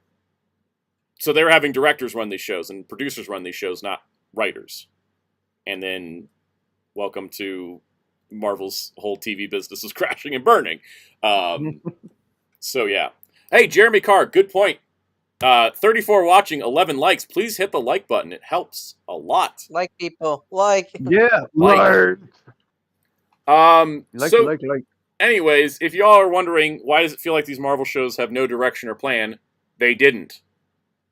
Exactly. Again, it's one of those articles where the only surprising thing was seeing She-Hulk's viewership that high. So, that's the only surprise in here. Like, everything else, I'm like, oh, that just explains everything that I've experienced and felt while watching stuff. Yeah, no, they fired and replaced people. There's all kinds of other stuff we could get into. That's all conjecture. I'm just going off the Hollywood Reporter thing. Because if this article ran, that means Marvel's fine with this info being out there. Alex Ashbourne said, speaking of Secret Invasion, what do you think about the opening, in which was made with AI? You know what? That should have been the warning sign. I think we all should have just jumped off the train there and given up on all expectation for the show, because it would have saved me 6 weeks of pain. Honestly, I think for me, what shows a big example of this show has no Bible or no, it was the ending of the show. Yep. Because the ending of the show is universe breaking for the MCU. But it's probably not going to be bringing up on or something like that. There's also a rumor that they're planning to soft reboot the MCU after Secret War. Like, use Secret Wars to soft reboot, get rid of the stuff that isn't working, keep the stuff that is. That's a smart move. It is. I guess so, yeah. The biggest thing here, too, I think, was that, like, looking at some of the way that things progressed with these shows, it makes a lot of sense that this was the case. Like, Moon Knight apparently ran out of budget. And it's like, you wouldn't have that if you had a series Bible and stuff. It's a mess. It's a mess. Moon Knight, I really like Moon Knight. I still I really do like the show a lot. But you could definitely tell that it was kind of running out of steam there, and I like the giant final battle of giant crocodile versus Birdman. But then they But, cut it like- off for a quick Yeah, because they had no budget. It looked good. I will say, like we were talking about, Loki feels like it had plan. They planned to do Loki as 2 seasons from the beginning, which is why it probably had more planning to it. This also article did say that they're going to be hiring TV executives and focusing more on multi-season character-focused stories as opposed to limited series that are just promotions for movies, which is probably a best thing, you know, because Loki's great. Oh yeah. You think? Yeah. I don't know. I think, because the thing is, and I do think this is a smart strategy for this reason. The Marvels currently has the lowest ticket pre-sales of any MCU movie. And 2/3 of that cast debuted on Disney+. So clearly, the shows promoting the movies isn't working. I mean, that's part of the reason, but part 2 is minority woman, and women in general for that too. Yes, that's another factor too. But Barbie did such a great, run and success this year. But the thing is, I do think that there is a lot of people looking at the Marvels going, I didn't watch WandaVision, I didn't watch Ms. Marvel, I'm not going to watch this. And, don't forget Secret Invasion, because that was Secret Invasion, yeah. Like, the thing is that you start to get all these things, the shows become homework for the casual viewer. And that's not how you should run it.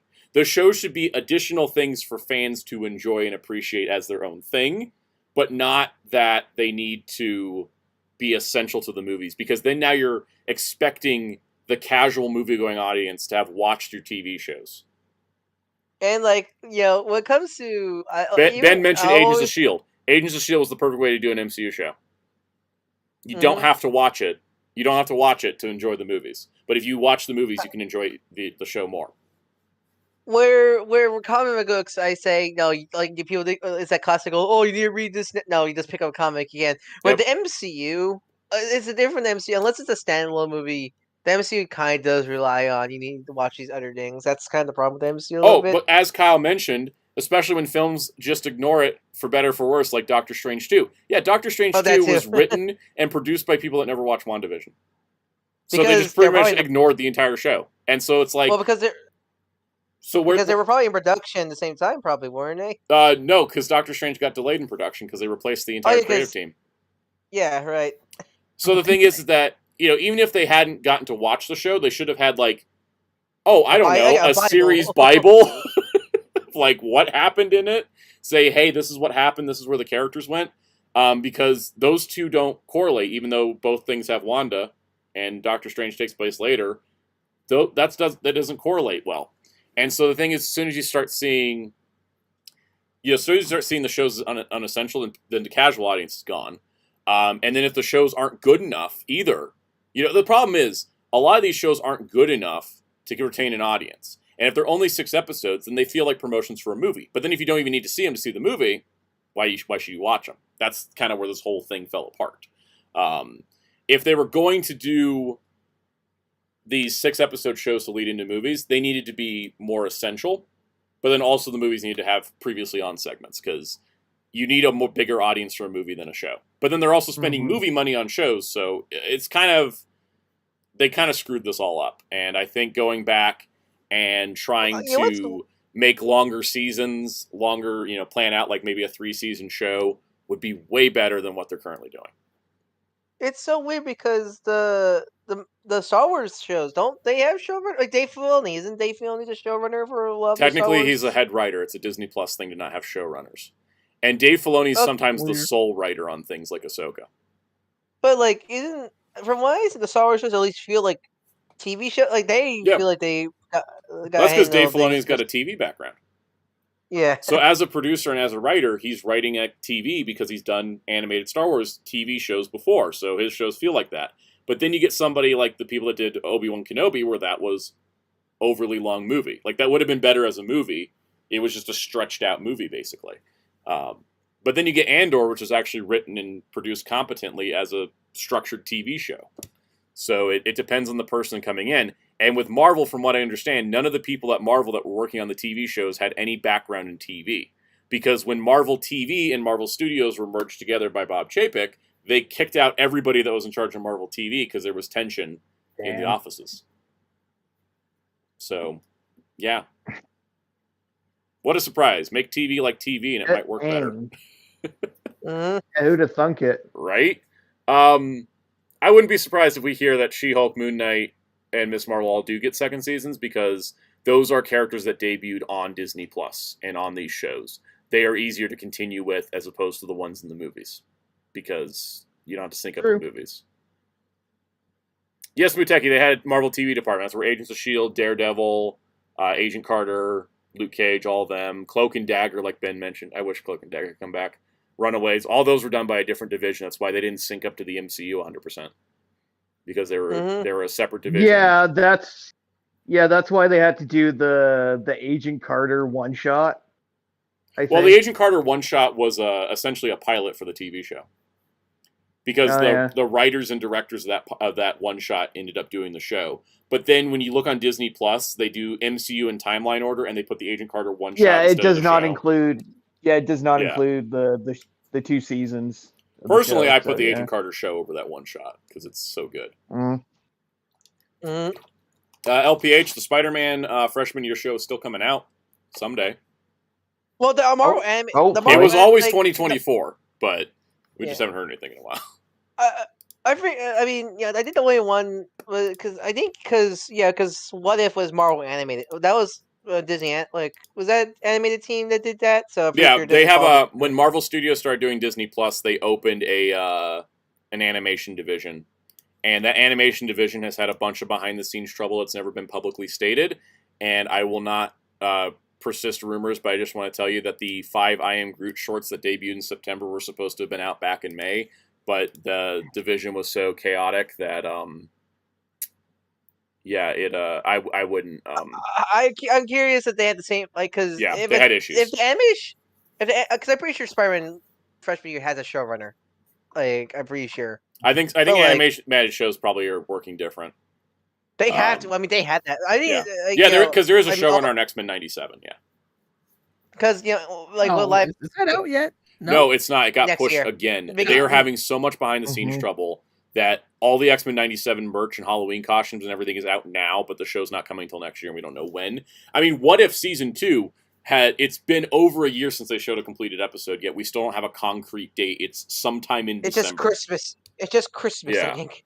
Yeah. The but, problem was merging animation, TV, and movies all under one person, being Kevin Feige. Like, when he was just doing movies, he could really hold it together. But having him be in charge of... Actually, Kevin Feige's in charge of all of that, and he's in charge of Marvel games, and in charge of Marvel Comics. They put him in charge of Marvel everything. Like, Chapek put him in charge of every Marvel thing. Huge mistake. Absolutely That's huge pretty mistake. Even because if it they are overspread good, his... that's over. Exactly. You don't Mhm. want to Beginning, overload like, is someone's Is plate he in like that. charge of animation? Is he also in charge of the animation side also? Yep. He's in charge of everything. I need to check Moon He Girl is Devil the Dinosaur. Marvel creative officer. There, like, if you look at Marvel Comics, and like in the physical print comics, it even says Marvel creative officer Kevin Feige. Oh wow. He is over. Like, that's why the comics. He hasn't touched the comics because he can't. Like, how do you? He The does- comics and games there's he no just leaves experience. alone. He's like, I don't know anything about those. Why am I in charge of these? Maybe the same with animation because Moon Girl Devil Dinosaur is good. Go Moon go Girl watch and Devil that, people. Dinosaur is produced by Disney TV Animation. Yeah, that explains. That's it, not actually, produced then. by Marvel Studios Animation. I was just gonna ask. That's also why Moon Girl and Devil Dinosaur is like the best Marvel show right now. Go watch it. Go watch it, people. It's good. So you're Watch it, gonna it's ask. great. I love Moon Girl and Devil Dinosaur. Spidey and his amazing friends are under Disney Junior Animation as well. So That's good also. X-Men 97. I hope they start putting that thing out soon because we're missing dead. I mean, I have What If Season 2 merch here. You know, I got Lego Goliath, and I've got Lego Echo from her show that keeps getting pushed back. Like they're wait, I thought that was Echo for Hawkeye. no, that's not the costume she wore in Hawkeye. It's a costume from her show that we haven't actually seen. We only know about it because of this Lego figure. Marvel's got to get things together. Psychos asked if I'm getting the Garo sword. I'm not. It's too expensive. But There's a new Garo show. Good segue. Good unintentional segue. But Special it's the segue. wrong timeline or something. I don't know. All right. Garo, Hagane wo Sugumono, the inheritor of steel, is a brand new Garo series coming in January 2024. And if you've never heard of Garo, stay tuned. I will do a Garo watch guide and catch you all up. It'll be great.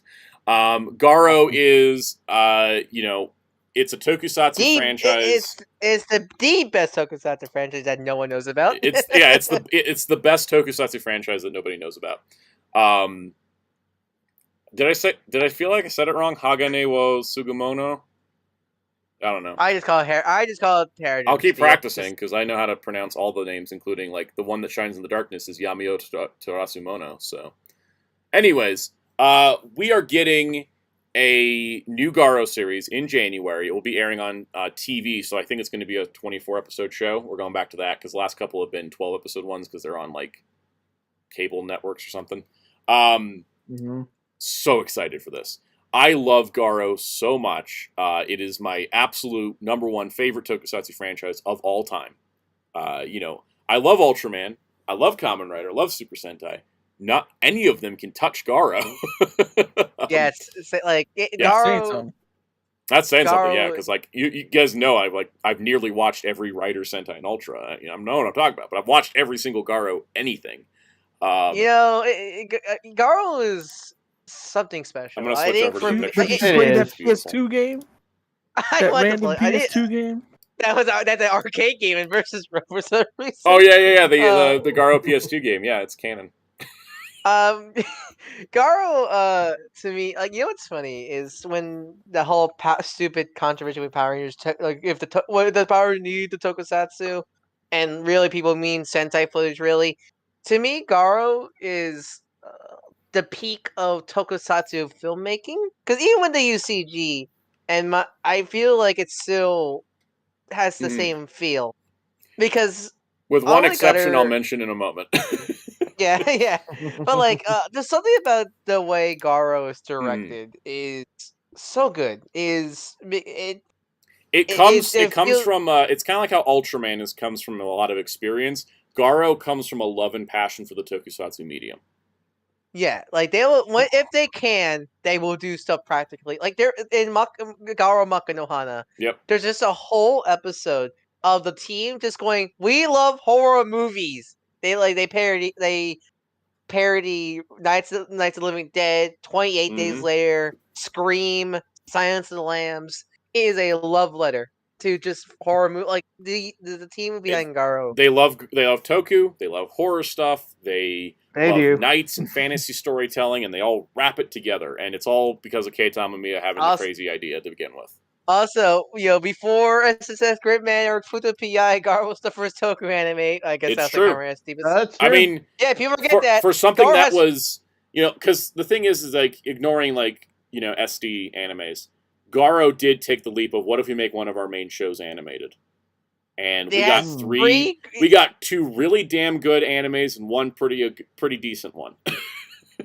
And like, I won't lie, Crimson Moon is a little weaker, but. 4 movies? 4 animated movies? Also? We got 2 animated movies. 2 animated movies, okay. Yeah, so the thing is, Garo took the leap to animation incredibly well. And what they did with animation was great. They were like, their first anime, they're like, oh, we're going to do an anime. Let's not do something we could do in live action. Let's go do a story in the Spanish Inquisition. Well, yeah, I think that's also why. Well, I think that's why I also love. I think that's also why I love Garo. No one ever expects the Spanish Inquisition. I think that's also why I love Garo is even though every Rider series you got a different writer, and every Sentai and even Ultraman I like because that's a species, so these are actual they're not just suits, they're actual people in a planet. But like with Garo, they like to do different eras, and that's what I like about the Garo animes, because instead of just doing Garo anime, they go they go through. They go to different places and locations. They have different characters and time periods. Yeah. Stuff they couldn't do in live action. There's something about Garo that, because we'll kind of discuss about the timeline stuff, but, so far there's nothing been contradiction in terms of, they're all separate universes, blah, blah, blah, because they're all could be just one timeline. It could be one timeline. It does work if you... the thing is, that's the interesting part, is that if you want to, every Garo show can exist in one singular timeline. And if that's too much for you, you can say that they take place in separate timelines. That's the cool part, though, is that you can just kind of It all fits if you want it to. I'll explain Yeah, all the guideline thing. yeah, but like it just kind of makes this world like Kamen Rider. Like I don't get a sense of the world in Kamen Rider anymore. Well, that's It because used to there have used it. to be until Decade, and then it just became a giant mess after that. Yeah, but with something about Garo, there's just this theme of legacy and this theme. It's special. I think Garo is such a underrated, and they're in like I will say this like yes, it's 18 plus because boobs and blood but like Garo has like actually really mature themes in it that Yes, it I does. do think you do need to be like an adult to understand. Yeah, it's like because Garo's not something you can get when you're young. You have to be a little bit older. I think it's Garo will have, like somebody mentioned earlier. Yes, there is a giant naked woman who is the queen of hell, but the thing is that Garo is mature because it does have higher level of violence. It does have occasional nudity, but it's kind of to make sure that the rating is high enough so you can really understand what they're trying to say about darkness and light and the way of humanity's, how humanity can fall to darkness and those that fight against it, and the balance of light and darkness is a core theme. And that is really tricky because it's not just like a black and white thing. There's a ton of gray area in it. And like the there's a older reason why you the are, Garo I armor, think the more you can understand the like themes. the reason why the theme of the Garo armor being the shining gold knight is like it's not just to look cool. It's a thematical reason, and that's why I love it. And so speaking of the timeline, because Omander Prime mentioned this, Garo is structured to a point where you can go to a series without knowing anything about it, but it can work as a single timeline, unlike other Tokus. Absolutely. Like, everything, like, you can pick pretty much any Garo show and jump into it, and it will work because they are designed that way. So, for context, what is this new series? Because we kind of mentioned that. We kind of didn't go over that part. So, The Inheritor of Steel will be the third series featuring Dogai Ryuga as the lead Garo, because he is the Garo at this point in time. His timeline / point in time is like the future, so it's always kind of beyond the others. So what's kind of interesting about him is that he originally had a corrupted armor. He didn't have the full gold. He had a black and gold mix, and he has a progression over the course of his shows. His first show was Yamio Terasumono, the one who shines in the darkness, and that was kind of like, I think it's my least favorite Garo show stylistically, because that was the one where they did motion capture armors for the knights as opposed to practical suits, except for Garo at the end. So I wasn't like super into that, but I've gone back and watched it again, and I'm like, it is a cool. Yeah, Peacemaker, he is the 2000XX Garo. I did that one, and then Sword from Banshee Line, it says 1XX. Exactly. That's like feature. Yamato Tosumono was for a lot of people their first Garo show, like Zeltrax mentioned, because it did feature a lot of Toei regular actors, like Junya Ikeda, who was Gokai Silver. He was the Flame Knight Zen in Yamato Tosumono. Bow Knight guy was played by that piece of crap who was also Kamen Rider Duke later, so that kind of thing. Anyways, so they had 3 knights in the first show. In the second series, Garo Goldstorm, it was just Ryuga and his partner Makai Priest Rian, and they went up against the Fallen Makai Knight and Fallen Makai Priest Jinga and Amelie, and Jinga was played by Kadoya Tsukasa, Kamen Rider Decade himself, Masahiro Inoue. Psycho, there's a lot of Garo actors that have their Tokyo suits. Tokyo Yongo was a Makai Priest before she was Tokyo Yongo. But anyways, she was, yeah. Garo Goldstorm is like one of my absolute favorite Garo shows. Absolutely love it, and it's not just because of Masahiro Inoue as Jinga, but the pure contrast of Garo being the light and Jinga being the dark, and Rian being the light, and then Amelie being the dark, and then just like the clash they have together is just really terrific. So I love that. Unfortunately, there was a movie follow-up to Goldstorm called Kami no Kiba that was bringing back Jinga as the main villain, and he just stole the show. We never really got like a follow-up on Ryuga since then. So the Inheritor of Steel, I'm doing my Garo viewing guide right here, aren't I? Anyways, the Inheritor of Steel will be having Dogai Ryuga as the lead once again. Hopefully Rian is also there. I saw our actors tweet about the show, so I'm like, you're in it, right? I hope so too. Because Rian's great. And so we are She finally is. getting a follow-up to Ryuga as Garo, and as much as I like Jinga, I'd hope he'd only be in for like an episode at most. He doesn't need to be coming back as the main villain. He kind of pulls a lot of attention. Plus, Masahiro Inoue's like busy running an animation studio and whatnot. So I'm very excited for this. I think giving Ryuga a third show is great. I think it's great to continue his story. I don't think It's nice it to was have a quite full complete show. yet. Also.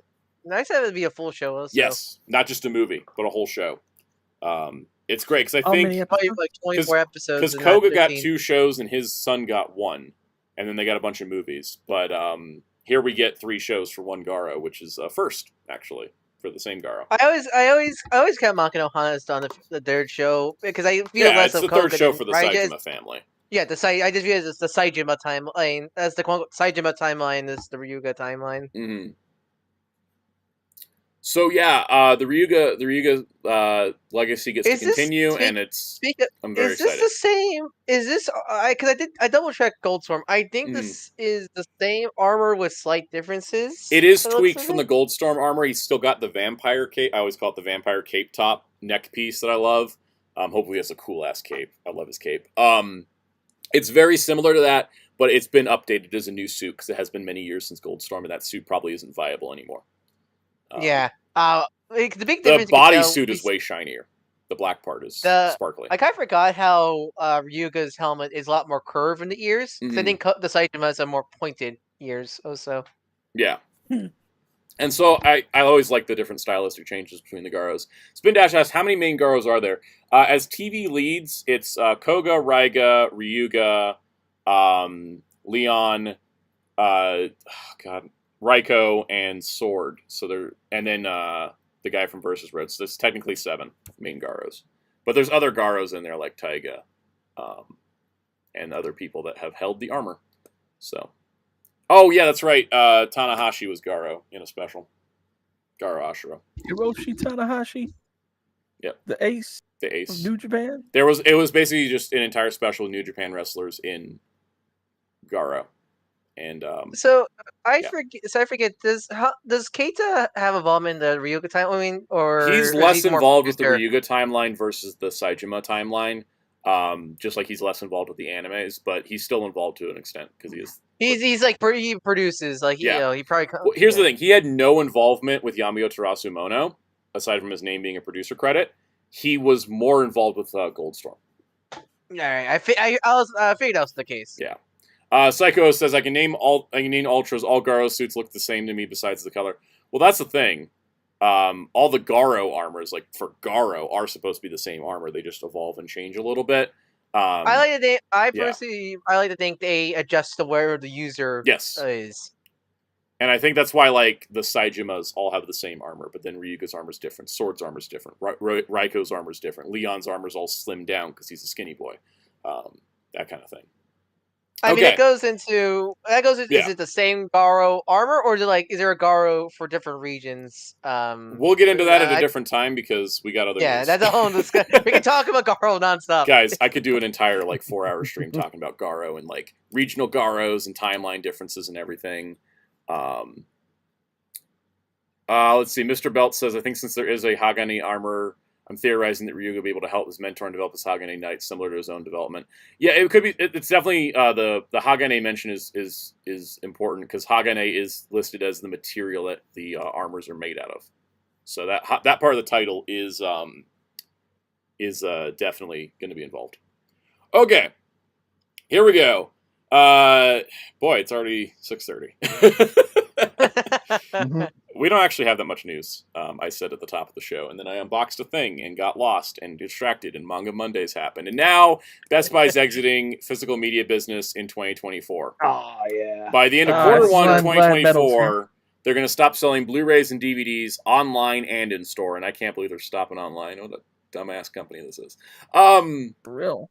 Best Buy just guaranteed I'm not going to walk into their store in 2024.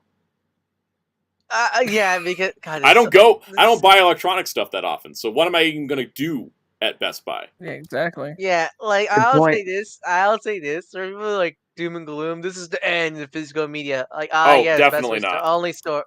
Yes, Best Buy's the only store to sell. All right, physical this is my media. favorite headline. Media Play News wrote, Best Buy, the chain that helped trigger the DVD revolution, is ditching the disc for good. Because I mean, and we've seen this coming. If anyone's been to a Best Buy lately, they've shrunk their section from multiple shelves to one at almost every one of them. So, the biggest thing is that Best Buy, they've been doing exclusive steelbooks, so I guess those will just go somewhere else. Paramount's already not even making steelbooks retailer exclusive. They have them general release. There's also a great article from Media Play News, you can look it up, called Best Buy's exit from disc sales has nothing to do with the market's viability. So there's that. I guess it's just going like, we could sell more air conditioners or whatever. And they're like, well, we need the space for something else, and it's like, I don't care. I don't even care to read Best Buy's reason. You know, I don't care. It currently doesn't mean video games, but wouldn't surprise me if that extends to that. But Walmart is doing. Walmart's getting rid of physical Xbox games. Yeah. Which is probably Xbox is doing because it's not like they put anything out. Now this was originally reported by the Digital Bits and then later backed up by Variety. So I do like following the Digital Bits, even if sometimes his opinions are a little wonky. But that's all of us, right? I want to know what Metal thinks, just because like they're not. Apparently, it's not in Canada. It's not affecting Canada. That's right. It's only the U.S. So far that we know. So like they haven't said anything for Canada, right? Like it's just. Yeah, not yet, but again, it could be just a delayed reaction. Ill-portent. Yeah. Did they forget you guys were there? Did they forget Canada existed? You know what? Or did they survive like Toys R Us? Also, Barnes & Noble threw shade. They said FYI will still be carrying DVDs in 2024. Yep. But yeah, Metal, you got any thoughts on this? Well, like I said, it's total load. Even though these days, most people do get their stuff digitally.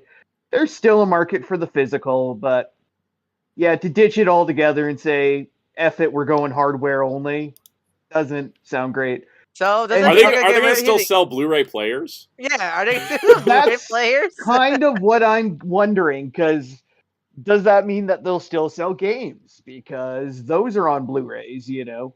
Mm-hmm. No, they're selling games. The game market. I think a bulldozer will come to their PlayStation to continue selling games. Yeah. Muteki, we aren't going to do a stream reaction for Discotek, but I did open a channel in the Discord to just discuss. Yeah, we're just going to hang out and watch it. Yeah. So. There was a couple people mentioned this. They said there was a bunch of casual people that did not realize where else you can buy Blu-rays and DVDs besides stores like Best Buy. Mm-hmm. And I think that's the part that probably will hurt the most is the cat. So inform people that Amazon and Deep Discount and Barnes & Noble and all of them exist, because apparently people just don't even realize they do they? Yeah.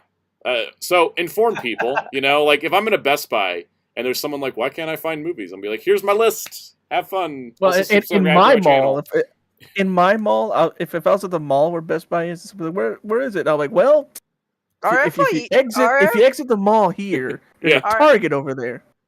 Also in the same mall.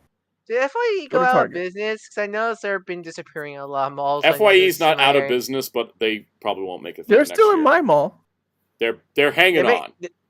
They're vanishing in my places. I'm not sure if that's an East Coast thing or not. All right. They're still in my mall, but they left another mall. So yeah. Yeah, they're kind of pulling out in a lot of places. Yeah, local businesses too. There's a lot more. I've been noticing there's a lot more movie stores popping up too. Real quick, Mike Toole, who does work for Discotek, said, because this was the thing, is DVD or Best Buy said, to state the obvious, the way we watch movies and TV shows is much different today than it was decades ago. I gotta tell you, welcome, Crossy.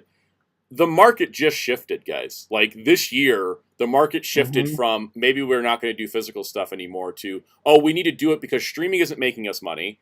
People don't trust streaming, and there was literally more disc titles this year than any other year in the format's history. Yeah, how ironic that Disney gets back to DVD home media, and then Best Buy's like, nope.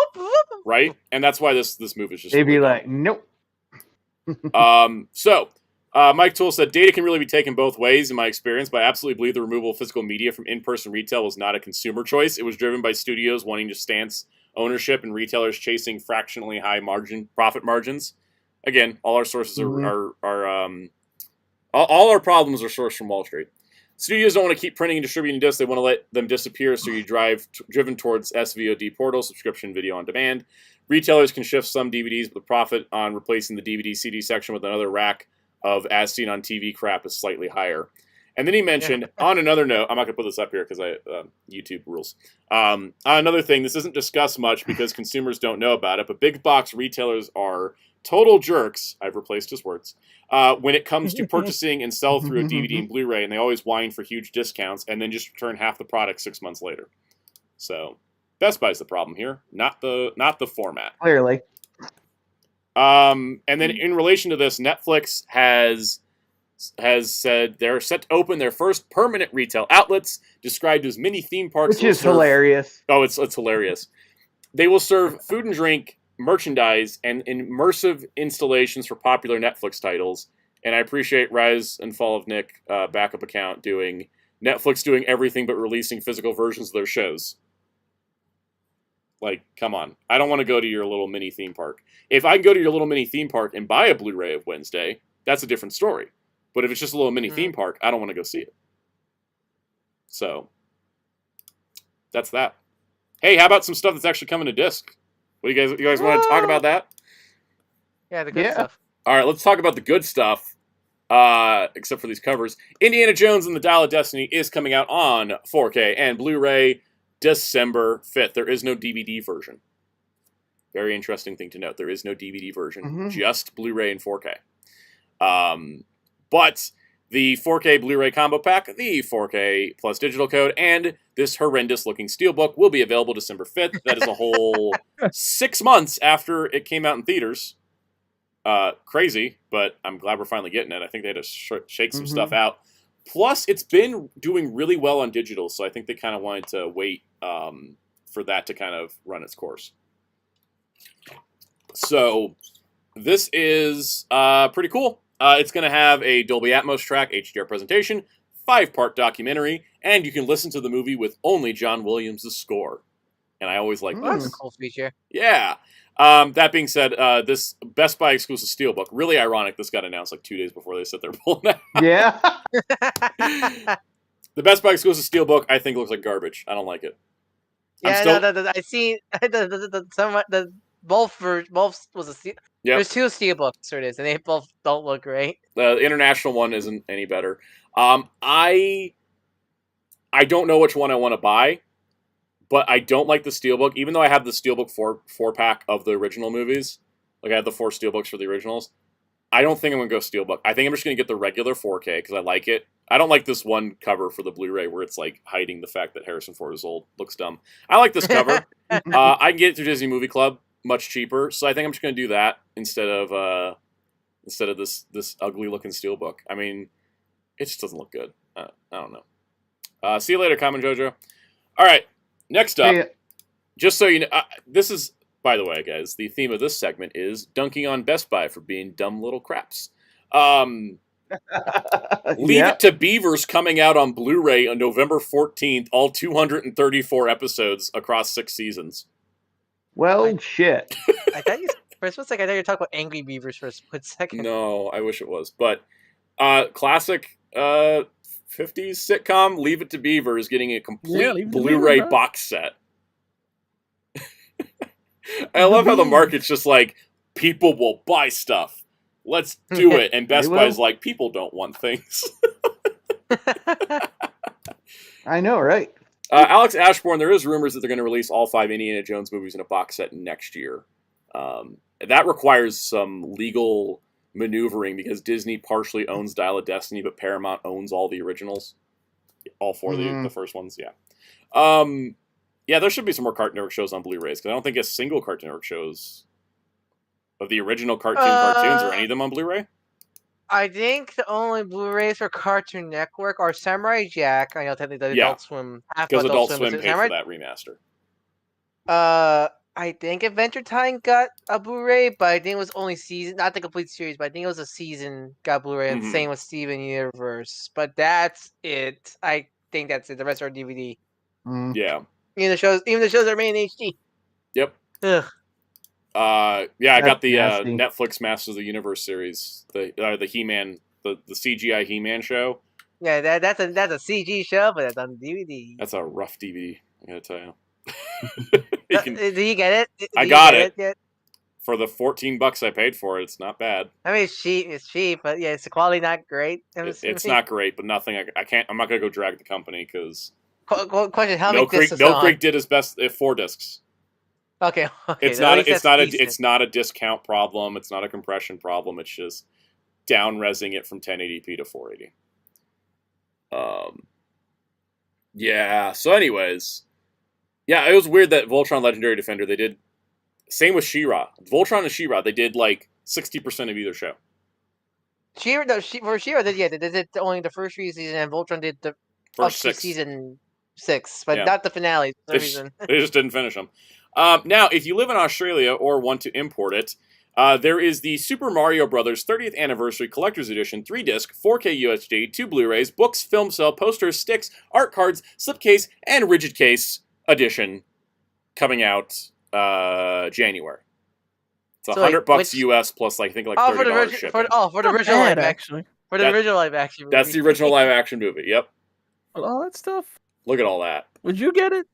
I get it. honestly, I might. Yeah, honestly, I appreciate the I- movie, but I don't really love it, so I'm not going to do it personally. But I mean, Oh. I kind of like the movie. It's stupid fun for me. I actually do. I just I honestly if like it anyone's more than- wondering why we're not getting this in the U.S., it's because of New Line Cinema owning the movie. Yeah. They're not New good Line at Cinema releasing stuff. presents. They're owned by Warner Brothers, but they're like the forgotten little Warner Brothers division, and they never get anything. Yep. It's a fun movie. I was last time I watched it. I watched that work print version that someone put out online that was like all the deleted scenes like gathered together into like a full length like 2.5 hour version. I watched that. It's a There's fun something movie. I pointed about that movie that like Wheels or Metal or Alex or Double R never knew.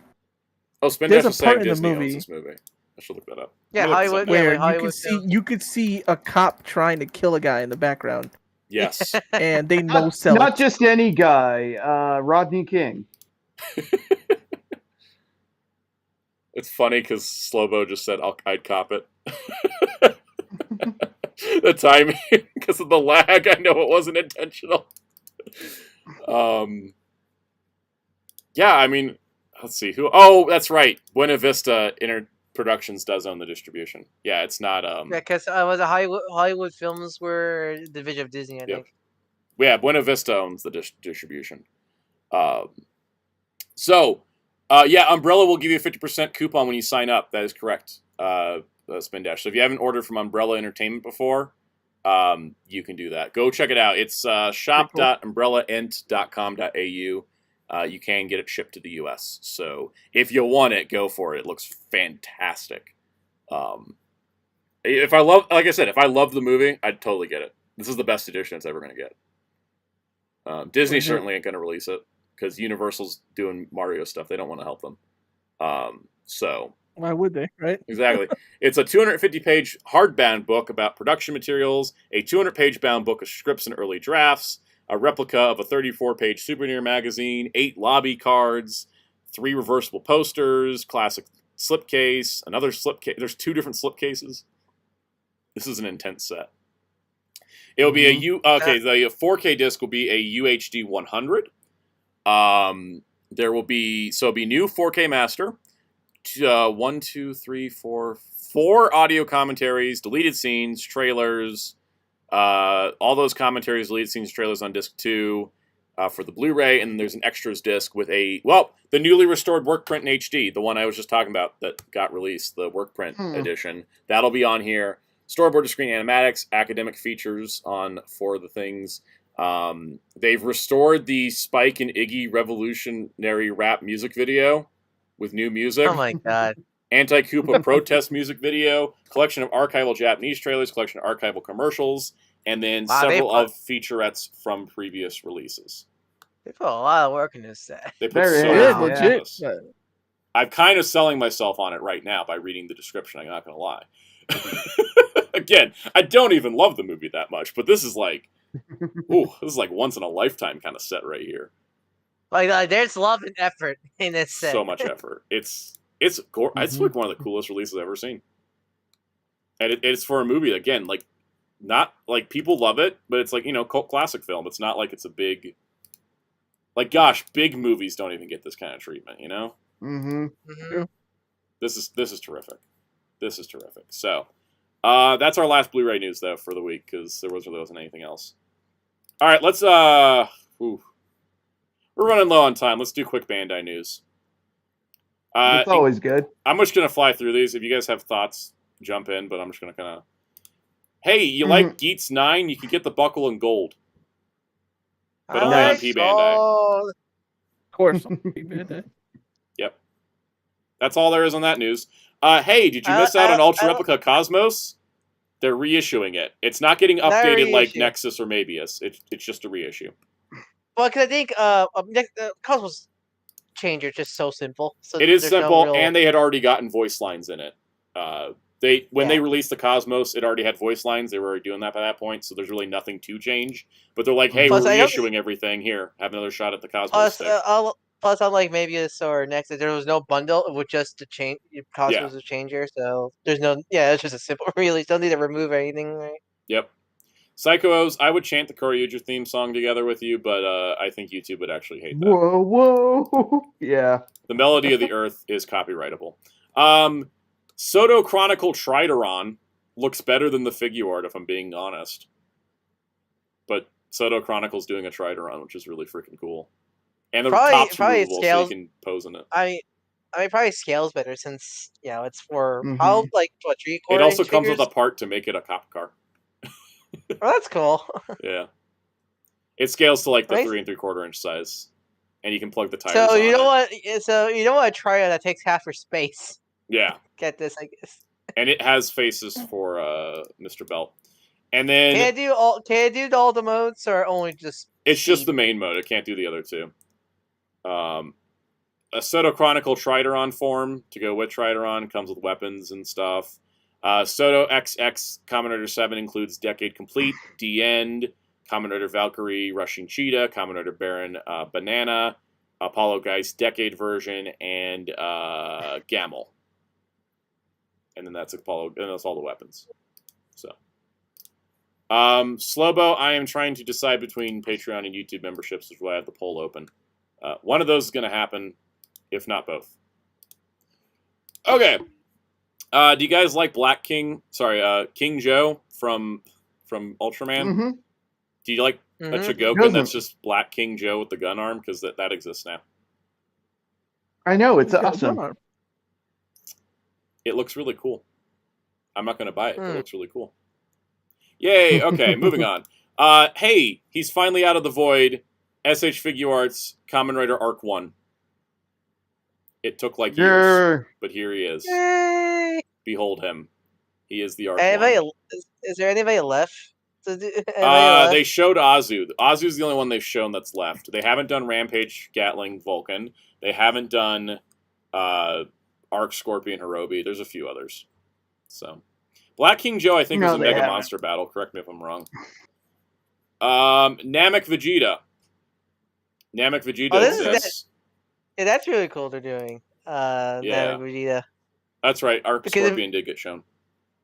Because it's specifically it's the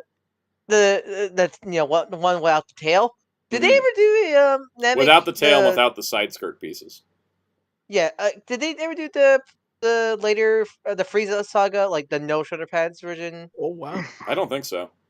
This one's P Bandai though. Yeah, I like his faces too. He's got especially that one where he's screaming. That screaming face. Is that is the screaming one the same one where it's the same his rage face broke. where the rage broke. Yeah. Where after Gohan tricks him, tricks with the Dragon Ball. Let's see. I saw a comment. Oh yeah, the D3 Digivice did sell out on P Bandai US, like we kind of predicted last week. Hopefully they do a round 2 because it was popular. Then, in a big surprise, there is, could you believe it, another release of God Goku. Super Saiyan God Goku. I remember. Well, who cares about that? GT Pan and Trunks. Yes. This time actually, honestly, I might go back and pick up. I don't collect that much Dragon Ball figure arts. I'm happy with Dragon Stars, but I might go back and get the Kid Super Goku. Saiyan 4s and Kid Goku. I have They're the two complete Super the Saiyan trio. 4s. They're great. Why are these happening before I don't know why these happened before Super Saiyan 4 Gogeta, but I'm glad they exist.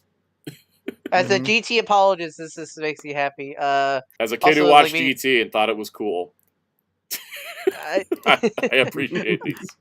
We I'm did get to glad, see them again. They did have them on display at New York Comic Con. I just wanted to get a Yeah, non-promotional shot of them. Look at them. seeing this, it gives me slight little hope that maybe the Chilai and Lemma were not just prototype displays, so we can complete Yeah, the Broly team. I hope. maybe. Like I said, I don't know if I'll buy these two, but I'm kind of tempted to buy these and also Gogeta. I mean, that reminds me, I need to get I the hope Dragon Pan Stars comes from with Guru. she better. She needs to be a better price somehow, right? I mean, also that you need Gear to complete the the Mhm. team. We're gonna go It also overtime reminds this week, guys, just for like 20 minutes because there's only like Oh, three boy. more news topics. that reminds me, I need to pick up the Omega Shenron Dragon Stars, Mhm. but it's sold out, and I think it's sold out on Amazon. So it's like third party sellers charging $30 for it. Oof. Okay, if you're a GI Joe fan and want to own the Cobra mothership from the original cartoon, the Super 7's hooking you up for $495. Was the Mothership a cartoon only It vehicle? was. They never did a actual. They didn't do one of these in. There's a video for it. There. Is this all the tiers? Is there bigger pictures? Here we go. They never did this in the toy line, but it's going to have 16 battery-powered light-up thrusters on the underside of the ship. There will be full interiors, completely scaled to 3 3/4-inch figures, both reaction and O-ring style. More on that in a Oh, moment. that's nice. It'll open up completely on top, which is just incredible. And I'm totally not buying it. But they do have an option for 4 interest-free payments. You can do 4 interest-free installments or $44.68 a month with shop pay. So you got options here. Oh, that's nice. It will include the ship, a sticker sheet, 2 trouble bowl missiles, 3 stands for thrusters for it, 8 explosives, an O-ring style gunner, and a reaction style gunner, and then weapons for both of those. Is this the first time Super 7's doing a O-ring style Joe? Yes, it is. They have never done O-ring style Joes before, but they are doing them for this. There is an early bird exclusive that if it is backed in the next 6 days and 7 hours, there will be parachutes included. 2 functional parachutes, which is great. Ooh, neat. Yeah, it looks really freaking cool. And if I was a huge 3 3/4-inch G.I. Joe fan, I'd be all over this. This is like, O-ring fans and 3 3/4-inch fans keep saying, Hasbro, why are you underserving us? Hey, Super 7's serving you even better. And if you've been collecting reaction in place of it, you can still use those too. I kind of wish there was a Kickstarter video or a Kickstarter video for this where it's like a recreation of one, like a new commercial. There is a like, video. I don't remember what the video is, but it's possible. I want to have I want a new jingle too. Yeah, Cobra Mothership. Yep. Cobra Mothership. Now, if it does get past 4,000, its first tier at 5,000 will be extra Welcome stickers wheels. and 2 little flight pod gunner things. Tier 2 at 6K will be 2 trouble bubbles, and then tier 3 at 7K will be 2 more figures. Now, the interesting part here is that they're also going to be producing, assuming the campaign goes forward, you will be able to purchase an O-ring 5-pack of the Cobra Gunner. But these will get canceled and refunded if the mothership doesn't go through. I imagine just has probably a licensing thing with Hasbro and the O-ring stuff. Yeah, it's freaking cool. Let's see. O-rings. Blow them out. Psycho O says Arc 1 doesn't have a US release, but Tamashi website's still saying 02 getting a US release. Yeah, that Tamashi website's not as stressful as we thought it could be. And then for scale, because you can't really get a good glimpse of it, here is it on display at New York Comic Con. I need to find the wide shot here. So if you can know how big a 3 3/4-inch Joe is, you can kind of see how massive this is. Boy, if this funds, that'd be great. And look at that. It's like the Cat Slayer, but for 3 3/4-inch G.I. Joe fans. It's too giant, but not too giant. Yeah. I will say, too, if this goes through, I could imagine them doing... I would like Hasbro just to say, here, you do O-ring stuff, because Hasbro doesn't know how to do it. What was the rumor like back when Classic was coming out that Jazzwares was gonna do 3/4 inch? Yeah, shows? that So was the that rumor, fell but then through. Jazzwares ended up just doing novelty stuff instead. Which is funny because the Fortnite figures are Fortnite figures are practically just Joe figures practically. Yeah. So, anyways, you guys got any further thoughts on the giant ship thing? It's cool. I just think it's cool that it's compatible O-ring figures and they're making their own O-ring figure. Yeah. I just think that's really cool. I think it's cool too. I'm glad it's not just reaction based. Okay, speaking of G.I. Joe, the Notes app froze. So we're just going to say, Yay. there we go. The Energon universe is expanding to G.I. Joe after it started with Transformers, with Duke coming out December 27th, and we have the G.I. Joe team of Hawk, Duke, Stalker, and Baroness? What you doing here? Are we doing a Rise of Cobra situation where she's like brainwashed? I hope not. I hope she's just evil and she's just undercover. I want her to be undercover evil, not she's brainwashed. That's why she's gonna be evil. Duke's fiance. Even if she's Duke's fiance, I want her to man, be that you evil and haven't seen. undercover, and not just like, oh, we brainwashed her and now she's evil. Well, I don't want. Okay, I don't good want guys. to brainwash the most popular character in the Brainwash. franchise. I don't like Rise of Cobra. Come on Anyways, the now, Cobra she's team. the most popular character in the franchise. We got to make her a good guy. Yeah, I didn't like that. That was just make her evil. January 17, 2024, Cobra Commander #1 comes out, and the team will be. Lord, did they Let me come. point to these here: Destro, Mercer, Cobra Commander, and Zarana. Zarana getting picked here instead of Zartan makes me happy because she is the better character. Fight me in the comments. So yeah, Well, her midriff makes more sense than his midriff. it's true. Well, hey, midriff could be equal. Exactly. But also, I like how Cobra Commander is shorter than everybody else. It makes me happy. I'm very curious which order. Are they just go human terrorist man or snake man? I'm curious to see what they'll do, but I'm sure we'll find out soon. I don't want to say how sure it'll be great, but Void Rivals, which if you haven't been following, recently had a Quintesson. What was it? Quintesson. Judge. It wasn't the judge that showed up.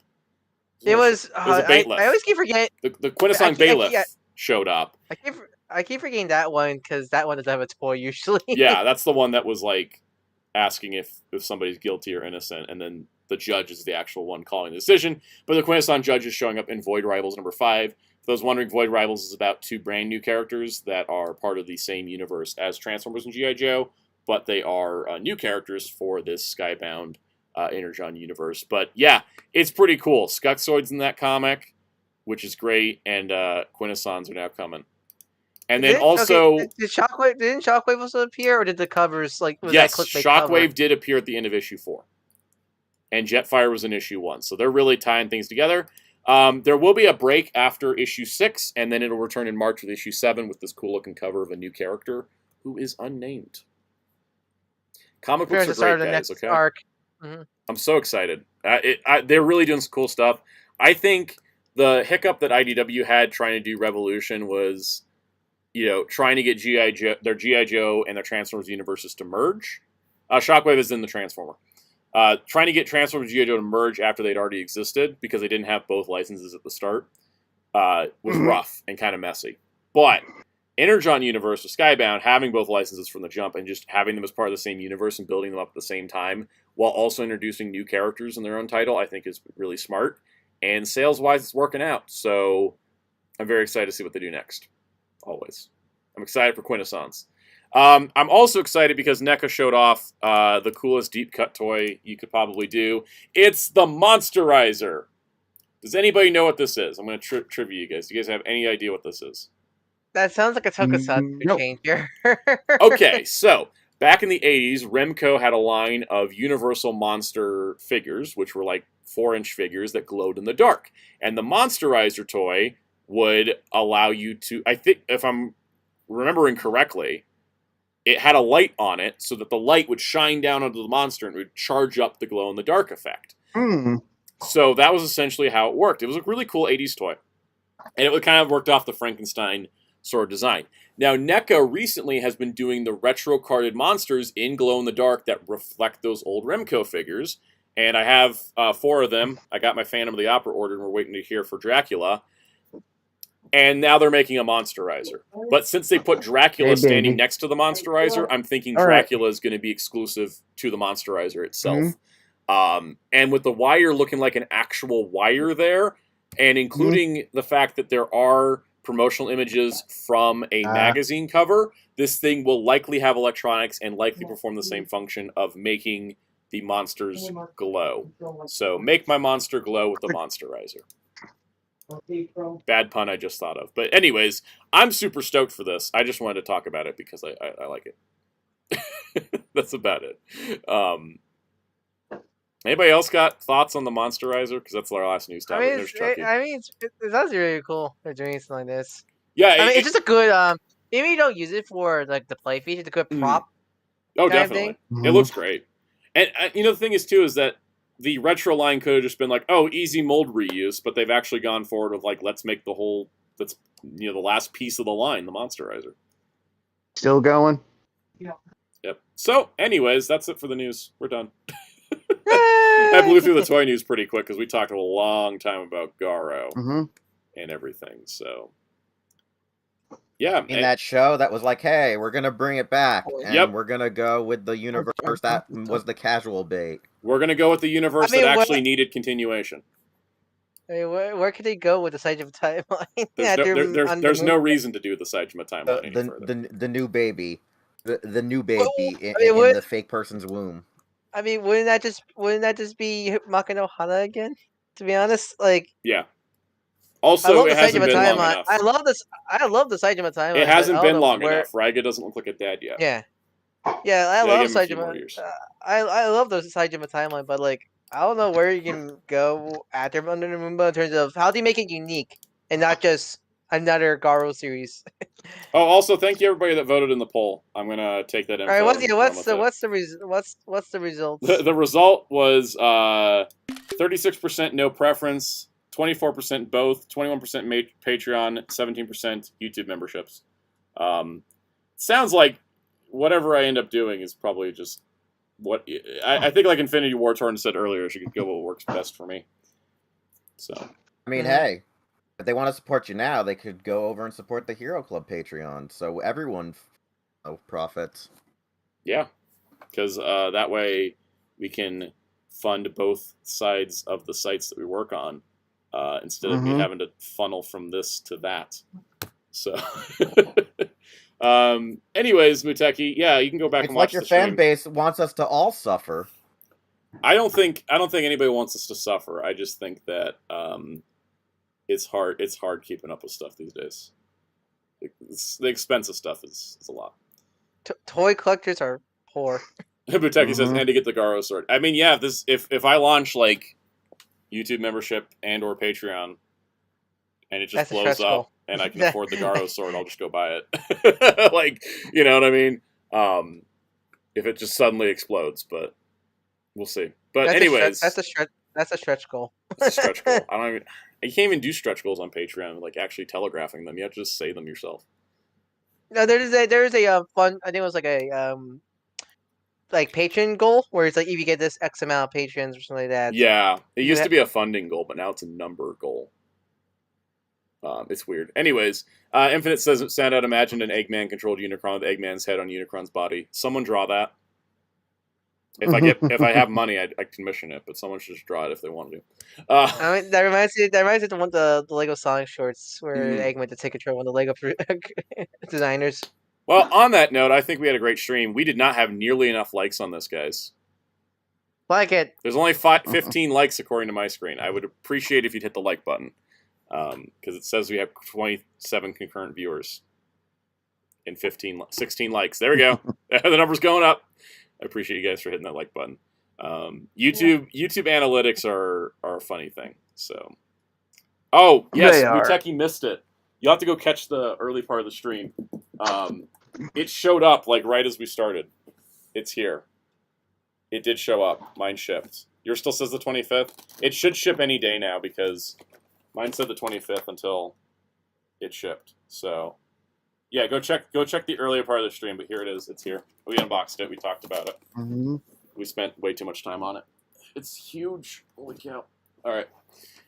Anyways, I think we're about ready to wrap up. You guys wanna plug and get out of here?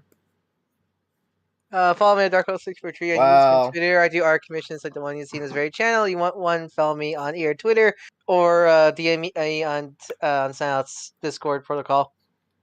Also, join the Discord protocol. There's all kinds of fun stuff happening down there. Wheels, since you popped in late, how about you next? Well, since we got the stream later tonight that we didn't even know about till Metal reminded us. Yeah, what about it? I'm in on Hero Club at what is it? What time is it again? 8 or 9? It's at 9. I think it's 9. 9 Eastern It's Standard. It's ironic that it's at 9 o'clock the same time. So are we you stream on going to stream it, Wednesdays Wheels? and Fridays, Because so- all of us were not streaming it. Yeah, Jerry and Metal and me are supposedly streaming the thing. tonight. Earlier, we had decided that we weren't streaming it, but Oh, because Jerry and me and Metal last night said we were streaming it. I think plans have changed. Anyways, if you guys are streaming, where can you find out? Fired. Find out on All social y'all media? fired. Especially Where can you Metal. find out on I didn't social say media to anything. find out? Hero Club for Where's- Life. Yeah, Hero Club for Life. I'll also And, copy the you know, announcement to the my Hero Discord Club too. site. So go join Discord, guys. Discord's fun. Yeah. Everybody go join Discord. Sorry, you came in super late, Commodore 64. Metal, what do you want to plug? If Metal's still here. Just my I guess Twitter or X at Metal Blue Eye 0 and my YouTube Metal Blue Eyes. Cool. Jerry, you're streaming tomorrow. We'll probably Metal talk more Dragon Ball.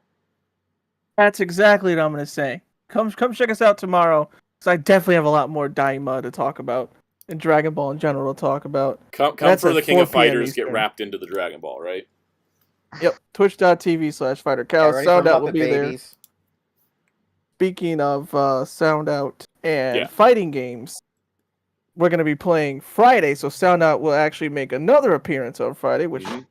I'll take a because 2-hour for break the from fighting Spider-Man games to he do it. shows up. For fighting games, he shows up. For fighting We just games, I'll gotta show up decide even if which game even you're if playing. I'll take a 2-hour break from Spider-Man for you, Jerry. We just got to figure out which game we're playing. Yeah. And that's at 4 p.m. Eastern time on twitch.tv/fighter cows. Fighter House. Cool. Indeed. Well, I'll see everybody in this live chat tomorrow, right? During Fighter Cast's stream. Is that how it works? Am I pressuring people? I mean, remember. I remember. More sound out. I Or mean, me? Remember Sound Out. Yes. Remember, most people who come to YouTube stream Twitch. I know. I if I had more subs, I'd stream to YouTube. We need to run like a I sub don't. campaign for Kaus's channel so you can stream on It YouTube. doesn't help though that Twitch. It doesn't help that Twitch has a horrible bandwidth problem. That is that true. No one wants True. to acknowledge. That is true. They need to fix that. All right, well, we're going to see y'all guys all next week, and I hope you have a good time. Anyone still around, Mastermorph review on Wednesday. It's Yeah, happening. look forward to it. It'll be all the sounds. I found every single sound effect in it. Ernie's Wow. juice. Oh, that took- Ernie's Ernie's juice juice bar. It took me like 3 days of research and everybody's YouTube videos on it, and then like an hour and a half to record to make sure I got everything. But I got every sound. I got every so possible sad sound. that those horrible sound effects make me not want to get this more for even. Hey, you can find out if it's worth it on Wednesday's video. Until then, see you guys next week.